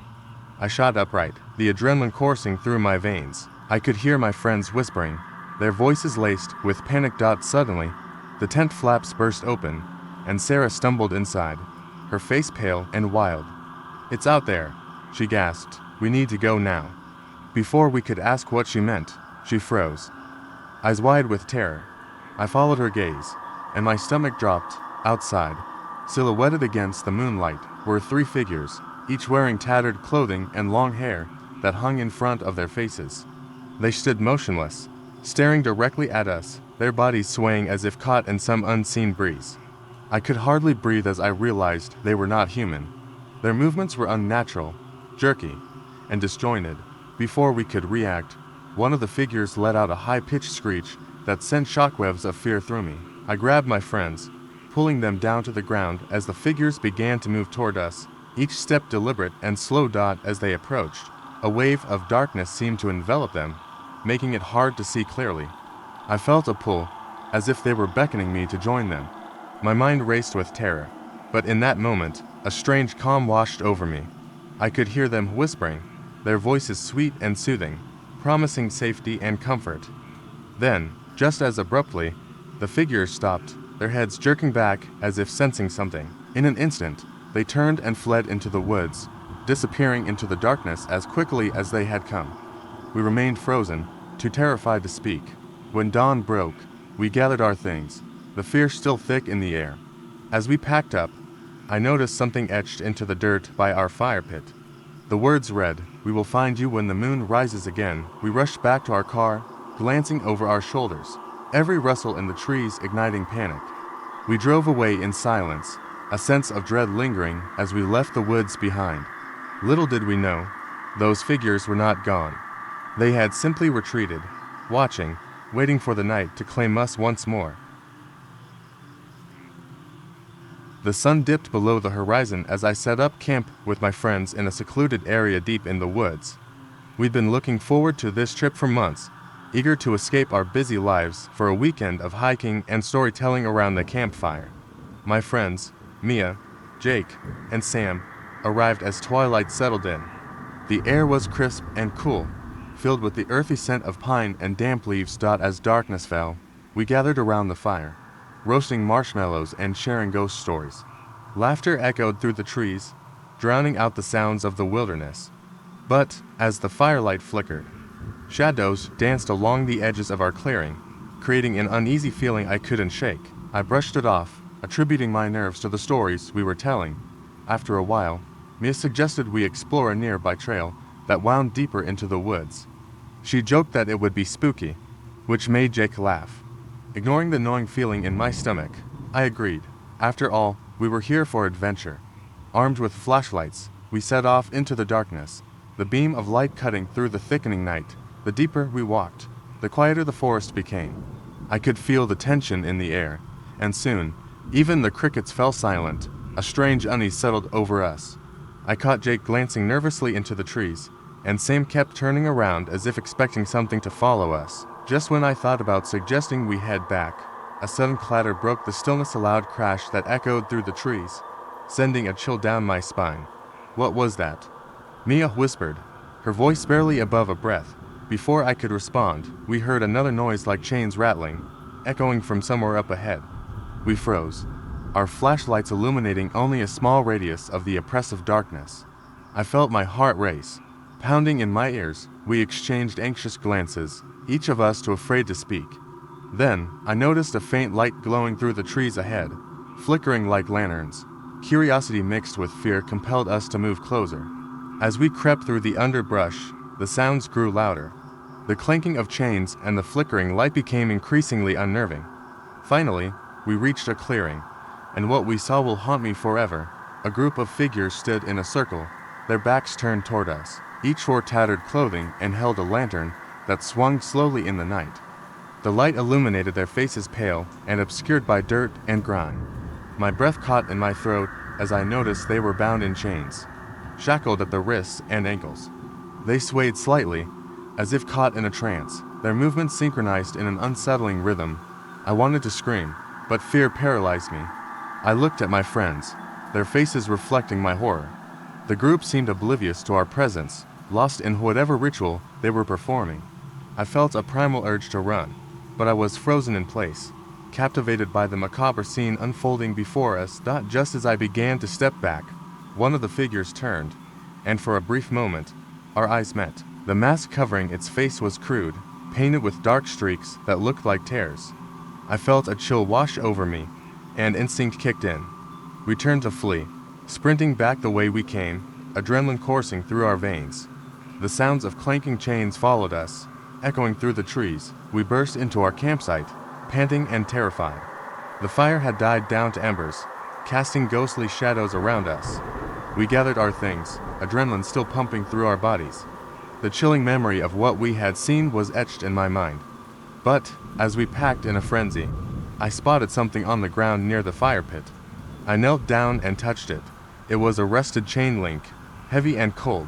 My heart sank, panic surged through us, and we raced to the car, hearts pounding, desperate to leave the suffocating forest behind. As we drove away, the trees began to blur, the darkness swallowing us whole. I thought we were safe until a flicker of light caught my eye in the rearview mirror. There, in the shadows of the woods, I saw the figures standing still, holding their lanterns, watching us leave. Their haunting presence lingered in the night, a reminder that whatever we had encountered would forever remain in the depths of those woods. When I was younger, I spent many weekends camping with friends in the woods. This one particular trip was planned to celebrate the end of summer, just before school started. It was me, my cousin Emily, and our two friends, Jake and Sarah. We set up camp in a remote area, far from the busy trails and the noise of the city. The trees were tall and the air smelled of pine, a crispness that reminded us of adventure. After setting up our tents, we gathered around the campfire, roasting marshmallows and telling ghost stories as dusk turned to night. Sarah had brought her guitar, and we strummed out tunes under a star-filled sky. As the night deepened, I felt a strange energy in the air, almost electric, but I shrugged it off as excitement. As the fire crackled, Emily suggested a night hike. The woods were dark and inviting, and fueled by our earlier stories, we decided to go for it. We grabbed our flashlights and made our way into the forest. The moment we stepped off the clearing, the sounds of the night enveloped us. The chirping of crickets was punctuated by the rustle of leaves, a haunting symphony that was both thrilling and unnerving. We walked for what felt like an hour, chatting and laughing, when suddenly a loud rustling came from the bushes nearby. It sounded almost like a growl. The laughter died instantly, replaced by a heavy silence. We exchanged nervous glances, each of us wondering if we should turn back. Jake, always the brave one, insisted it was probably just a deer. So, we pressed on. As we moved deeper into the woods, we noticed something odd. The trees seemed to close in around us, blocking the moonlight and casting eerie shadows that danced just beyond our line of sight. Then came the sound again. This time it was closer and more pronounced, a scraping noise like nails against wood. My heart raced, but curiosity pushed us forward. Just then, we stumbled into a small clearing, illuminated by our flashlights. There, we found an old, dilapidated cabin, its windows shattered and door hanging off its hinges. It looked abandoned, yet there was a strange feeling that we weren't alone. Despite the unease creeping over us, we approached the cabin, driven by adrenaline and the need for exploration. As we neared the door, I noticed something glimmering in the dirt. I knelt down to inspect it and gasped. It was a small, rusty key. I turned it over in my hand, feeling the weight of its history. My friends gathered around, intrigued. We decided to look inside, the thrill of discovery overshadowing our instincts to leave. With some effort, we pushed the door open, and it creaked loudly, the sound echoing in the night. Inside, the air was thick with dust and decay. Cobwebs hung in every corner, and the floorboards groaned beneath our feet. As we explored, Sarah suddenly screamed, pointing to the wall. There were strange symbols carved into the wood. Some looked like faces, others like claws reaching out. We stepped back, our hearts racing. Then, without warning, the cabin door slammed shut behind us. We jumped, panic surging as we rushed to the door, but it wouldn't budge. The air grew cold, and a feeling of dread settled in our stomachs. Then, we heard the sound of footsteps outside. slow and deliberate, moving around the cabin. Jake pushed against the door with all his might. And just as it started to budge, the footsteps stopped. We held our breath, the silence almost deafening. We decided to stay quiet, hoping whatever was out there would leave us alone. But then came a low whisper, so soft we could barely hear it. It was unintelligible, but laced with malice, sending chills down my spine. The door rattled as something pressed against it from the outside. Emily, shaking with fear, urged us to find a window. We all scrambled to the nearest one, fumbling with the broken glass, desperate to escape. But before we could get it open, the whispers grew louder, a cacophony of voices urging us to listen. Suddenly, the key I had found began to glow in my hand. I glanced at my friends, confusion etched on their faces. Without thinking, I ran back to the door, inserting the key into the lock. To my shock, it turned smoothly, and the door swung open as if inviting us to flee. We stumbled out into the night, gasping for air, the sounds of whispers fading behind us. We ran back to our camp, our hearts pounding, not daring to look back. When we finally reached the safety of the fire, we collapsed in a heap, shaking with adrenaline and fear. But the night was not over. As we settled down, I noticed the key still clutched in my hand. My stomach dropped as I realized the symbols I had seen in the cabin were now etched into my skin, forming a pattern on my wrist that burned like a brand. We were never meant to leave that cabin, and I could feel something watching us from the darkness, waiting for its time. A group of us, close friends from college, had made the trek to a remote camping spot we'd heard about from a local guide. It was tucked deep into the forest, miles away from any roads, a place that felt almost untouched by civilization. The first night went by without incident. We set up camp, roasted marshmallows, and told ghost stories around the fire. The weather was cool, the sky clear, and the sounds of the forest were oddly calming. The air smelled fresh, the kind of wilderness aroma you can only experience when you're far from human habitation. After a while, we retired to our tents, falling asleep to the rustling of leaves in the trees. But the second night felt different.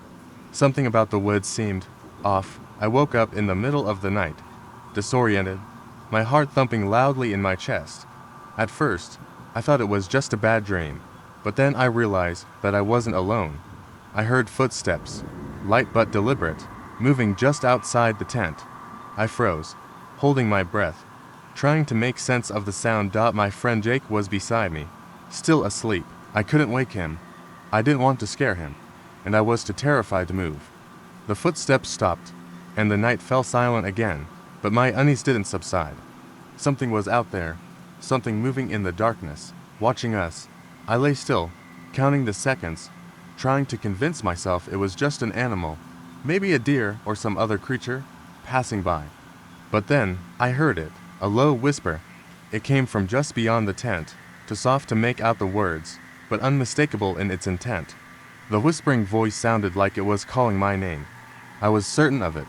I waited until the whisper faded before slowly unzipping the tent. I peered outside, scanning the area, but the campfire had long since gone out, and the woods were bathed in darkness. There was no movement, no sound, just the eerie quiet of the forest at night. But something caught my eye, something that made my stomach twist in knots. Near the edge of the camp, just outside the light's reach, I saw a figure standing motionless, its back to me. It was tall and thin, with ragged clothes that looked like they'd been worn for years. I couldn't make out any features, just the silhouette of a person. They weren't moving, they weren't even breathing. It was as though they were waiting for something, or someone. I had to act. I grabbed Jake and shook him awake, whispering frantically for him to stay quiet. We weren't alone. But when we both looked back toward the figure, it was gone. I don't know how long we stood there, but when we dared to move, it felt like every sound in the forest was amplified. The crackling of leaves underfoot, the rustle of branches swaying in the wind, it all felt like a threat. We decided to wake the others.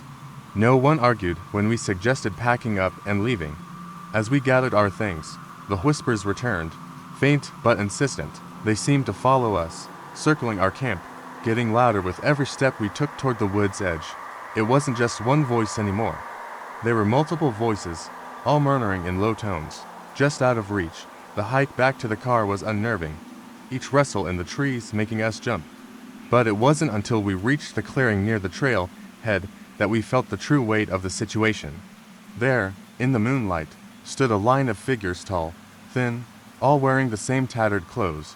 They were more than we had seen before. They were standing perfectly still, as though they had been waiting for us the entire time. I froze in place, my heart pounding in my ears, but I didn't want to look away. I could feel their eyes on us, even though I couldn't see their faces. It was like they were staring right into our souls. Then, as if on cue, they all turned their heads in unison. And at that exact moment, we heard the most chilling sound, a child's laughter, clear and high-pitched, echoing from the woods. And that's when we understood. Those figures, those voices, they weren't human. They were something else. Something that had been waiting for us, something that fed off our fear. The child's laughter wasn't just eerie, it was mocking. It was as if they were toying with us, waiting to see how long it would take for us to realize that we were never supposed to leave the woods. We ran. We didn't look back, and when we reached the car, I thought it was over. But when I glanced in the rearview mirror, I saw something that made my blood run cold. A pair of eyes staring at me from the back seat, reflecting in the darkened glass. They were the eyes of a child. That was the last time I ever set foot in those woods. And I know now that some things are better left unexplored, because in those forests, the trees aren't the only thing that watches you. I've always loved camping. There's something magical about being surrounded by nature, but that love quickly turned into a nightmare one evening in the woods with friends. We set out on a Friday afternoon, excited for a weekend filled with hiking, stories around the fire, and the thrill of the great outdoors. As the sun dipped below the horizon, we settled around the campfire, sharing ghost stories and laughing until the flames flickered low.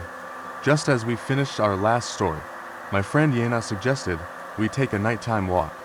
The idea sparked a mix of fear and excitement, especially after our spooky tales. I hesitated but finally agreed. Matt and Aaron, ever the adventurers, quickly jumped on board. We grabbed our flashlights and headed into the dark woods. The beam of light cutting through the thick night air. The woods felt alive. The rustling leaves and occasional snaps of twigs beneath our feet heightened our senses. We wandered deeper, the shadows becoming more oppressive. Then, we heard a faint noise in the distance. It sounded like chains dragging along the ground. We stopped, exchanging nervous glances. I laughed it off, but the sound grew louder, echoing through the trees, sending shivers down my spine. Suddenly, we spotted flickering lights moving through the trees. My heart raced as I felt a primal instinct to run, but Yena urged us to hide behind a nearby bush. We ducked down, breathing heavily as the lights drew nearer. My hands trembled as I clutched my flashlight, its beam wavering in the growing tension. As the figures emerged from the darkness, I felt a chill sweep over me. There were 6 of them, all wearing tattered clothing and pale, expressionless masks. Each held a lantern that illuminated their chained bodies, the metal clanking rhythmically as they moved. I felt frozen, unable to look away from the horrific sight. My mind raced with questions. Who were they? What did they want? They passed us by, marching slowly in a single file. I could see their feet dragging, and I felt a wave of nausea wash over me. It was like something out of a nightmare, and I struggled to convince myself this was real. My friends were just as paralyzed with fear. The sound of chains rattling filled the air as they continued deeper into the woods, the lanterns flickering like distant stars. Once the figures disappeared, we stumbled back to our campsite, too frightened to speak. Every sound in the forest felt amplified, and we huddled close together, trying to shake off the fear. The night dragged on, each crack of a branch sending us into fits of panic. Sleep was impossible, but as the dawn broke, we finally felt safe enough to check on our camp. As we approached the site, a sense of dread washed over me. Our campsite looked different. The tents were askew, and the fire pit was smoldering. I stepped closer, my heart racing. In the dirt beside the fire, I saw something that made my blood run cold. A message was etched into the ground, clear as day: "We will find you." I felt a wave of nausea wash over me. The terror from the night before flooded back. I turned to my friends, and their faces mirrored my own fear. We needed to leave. We hurriedly packed our things, our hands trembling as we stuffed sleeping bags and food into our packs. I glanced back at the campsite one last time. And that's when I saw a figure standing at the edge of the tree line, still wearing the mask, illuminated by the morning sun. It didn't move, just stood there watching us with an eerie stillness. I felt a surge of panic and grabbed Gina's arm. We ran to the car, our hearts pounding in unison, and drove off without looking back. It wasn't until we were miles away that we finally allowed ourselves to breathe again. The fear began to ebb, but I couldn't shake the feeling that we were being watched. As we reached the highway, I turned around to look back at the woods one last time. To my horror, there was a row of flickering lanterns in the distance, standing still against the backdrop of the trees. The memory of that night still haunts me. I can never explain what we saw, but I know one thing for sure. The woods hold secrets that should never be disturbed, and some things are better left in the dark. Camping in the woods had always been a cherished tradition among my friends and me. This trip, however, felt different. The forest was eerily quiet, and even the usual sounds of crickets and rustling leaves were absent. We set up camp, four of us, Yena, Matt, Aaron, and I. As night descended, the atmosphere grew thick with an unsettling tension. After dinner, as the sun dipped below the horizon, we decided to take a walk. Yena suggested we explore the woods under the moonlight, laughing nervously about how spooky it would be. Fueled by the thrill of adventure and maybe a little fear, we agreed. With flashlights in hand, we ventured deeper into the trees, the path illuminated only by the beams of our lights. Initially, we were caught up in the beauty of the night, the shimmering stars above and the soft glow of the moon filtering through the branches. But soon, the sounds of the forest began to change. A distant rustle, a snap of a twig, and the uncomfortable feeling that something was watching us settled in. The further we walked, the heavier the air felt around us. Then we heard it, a soft clanking, like metal against metal, echoing through the trees. My heart raced as I turned to my friends, their faces mirroring my unease. It seemed to be coming from the direction we had just walked, and in a moment of collective panic, we decided to hide. We ducked behind some thick bushes, our breaths shallow as we strained to hear more. What we saw next made my blood run cold. Lanterns appeared in the distance, bobbing along the forest floor, illuminating the space between the trees. Figures emerged, draped in tattered white clothing, their faces hidden behind eerie masks that seemed to glow in the lantern light. Chains rattled as they walked, shackles on their wrists and ankles clanking with every step. The procession moved slowly, the figures gliding toward our hiding spot as if they were drawn by unseen force. My friends and I exchanged wide-eyed glances, a shared understanding of our predicament settling over us. We remained completely still, our hearts pounding in sync, the tension thick enough to slice through. As they passed, I could see their eyes, or rather, where their eyes should have been. The masks were hollow, devoid of any expression, and I felt an overwhelming urge to scream, but managed to suppress it. The figures moved with a haunting grace, and I wondered if they even knew we were there. They continued on, fading into the depths of the woods, leaving us shaken and terrified. We waited for what felt like an eternity before we dared to move. Finally, we crept back to our camp, only to find it in disarray. The tents were overturned, and the fire pit was smoldering as if it had just been extinguished. Fear twisted in my stomach as we approached the campsite. A cold breeze whispered through the trees, sending chills down my spine. I noticed something on the ground, half hidden by the leaves. As I got closer, my stomach dropped. Scrawled in the dirt was a message: "You should not have come here." We all froze, the weight of that ominous sentence hanging heavily in the air. I felt a sense of dread wash over me, suffocating and relentless. We hastily gathered our things, adrenaline fueling our movements, and sprinted back to the car. Every snap of a branch or rustle of leaves had us glancing over our shoulders, terrified of what might be lurking in the shadows. Once inside the car, we locked the doors and started the engine. As we drove away, I looked back at the trees, the place where we had just been. That's when I saw them, those figures standing at the edge of the woods, illuminated by the moonlight. They didn't move. They just stood there, watching us leave. Later that night, once we were safely back in the city, I checked my phone. A notification lit up the screen. It was a message from Yena, sent while we were in the woods. "Did you see them? They're in the trees. They know we're here." I stared at the screen, confusion washing over me. Had she seen them too? I quickly typed back, asking her what she meant. I stared at the message, waiting for her response, but the screen went dark. Then, I heard it again, the faint clanking of chains in my mind, echoing, haunting. It wasn't over. The woods were not finished with us yet. I thought I had chosen the perfect spot for our weekend camping trip, deep in the woods where we could escape the city and embrace nature. My friends and I, excited and eager, set up camp as dusk fell. The air was crisp, filled with the scent of pine and the sounds of wildlife. It felt magical, a perfect escape from our mundane lives. As the sun dipped below the horizon, we gathered around the campfire, sharing stories and roasting marshmallows. Laughter echoed through the trees, and for a moment, everything felt right. But, as the stars began to twinkle above, I felt a strange unease creeping in. The forest felt alive, and not just with the usual sounds of nature. Something else lingered in the air, a palpable tension that made my skin prickle. Jenna, my adventurous friend, suggested a night hike. She had a knack for dragging us into questionable situations, and tonight was no different. Fueled by curiosity and the lingering adrenaline from the campfire, we agreed. We grabbed our flashlights and set off, the beam of light flickering over twisted branches and the underbrush. The deeper we ventured into the woods, the more unsettling the atmosphere became. The laughter faded, replaced by an eerie silence, broken only by the crunch of leaves beneath our feet.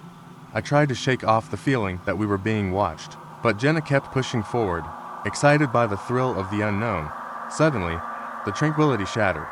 A loud crash echoed through the trees, followed by a series of frantic wrestlings. My heart raced as we turned to face the direction of the noise. Fear clawed at my throat as a figure emerged from the darkness, silhouetted against the dim light of our flashlights.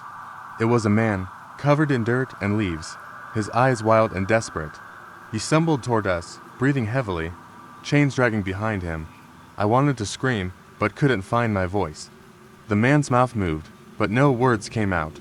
Panic surged within me, and I grabbed Jenna's arm, pulling her back. We stumbled over each other as we ran, adrenaline coursing through our veins. We ducked into a thicket of bushes, hearts pounding, praying we were hidden. From our hiding spot, we watched as the man continued to pace, his chains rattling. Then we noticed the lights.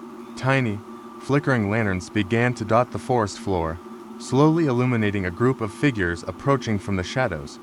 They moved with an unnatural grace, their faces obscured by masks, their bodies swathed in tattered cloth. Each one held a lantern, casting an eerie glow that danced around the trees. I could barely breathe as they surrounded the man, whispering in hushed tones. The air grew thick with tension, and I felt a shiver run down my spine. I was sure they had come for him. I squeezed Jenna's hand, fear tightening its grip on us. It felt like a nightmare, surreal and horrifying. The figures began to chant, their voices rising and falling in a haunting melody that resonated through the trees. The man's eyes widened in terror as he struggled against his chains, but it was useless. They closed in around him, and the air turned electric with anticipation. In that moment, I felt a sharp pain in my chest, a mix of terror and dread. I wanted to run, to escape this nightmare, but my legs felt rooted to the spot. Suddenly, one of the figures turned, their mask glinting in the lantern light, and I saw the empty eye sockets staring directly at me. I gasped and instinctively ducked lower, but not before I caught a glimpse of something chilling. The man wasn't just a victim, he was one of them. As the figures pulled him into their midst, he transformed before our eyes, joining their ranks, chains wrapping around him like a second skin. They began to move away, dragging him along, their lanterns flickering as they vanished into the darkness. We waited in silence until we were sure they were gone, our hearts still racing. We quietly retraced our steps back to camp, too terrified to speak. When we arrived, I gasped in horror. Our campsite was destroyed, tents slashed, supplies scattered, the fire smoldering. But the worst part was the message etched into the ground and that looked like dirt and ash. You should have joined us. We didn't look back as we packed our things and sprinted to the car, desperate to escape the forest grip. We never spoke of that night again, but sometimes, late at night, I still hear the chains rattling in my mind, a haunting reminder of what lurked in the shadows.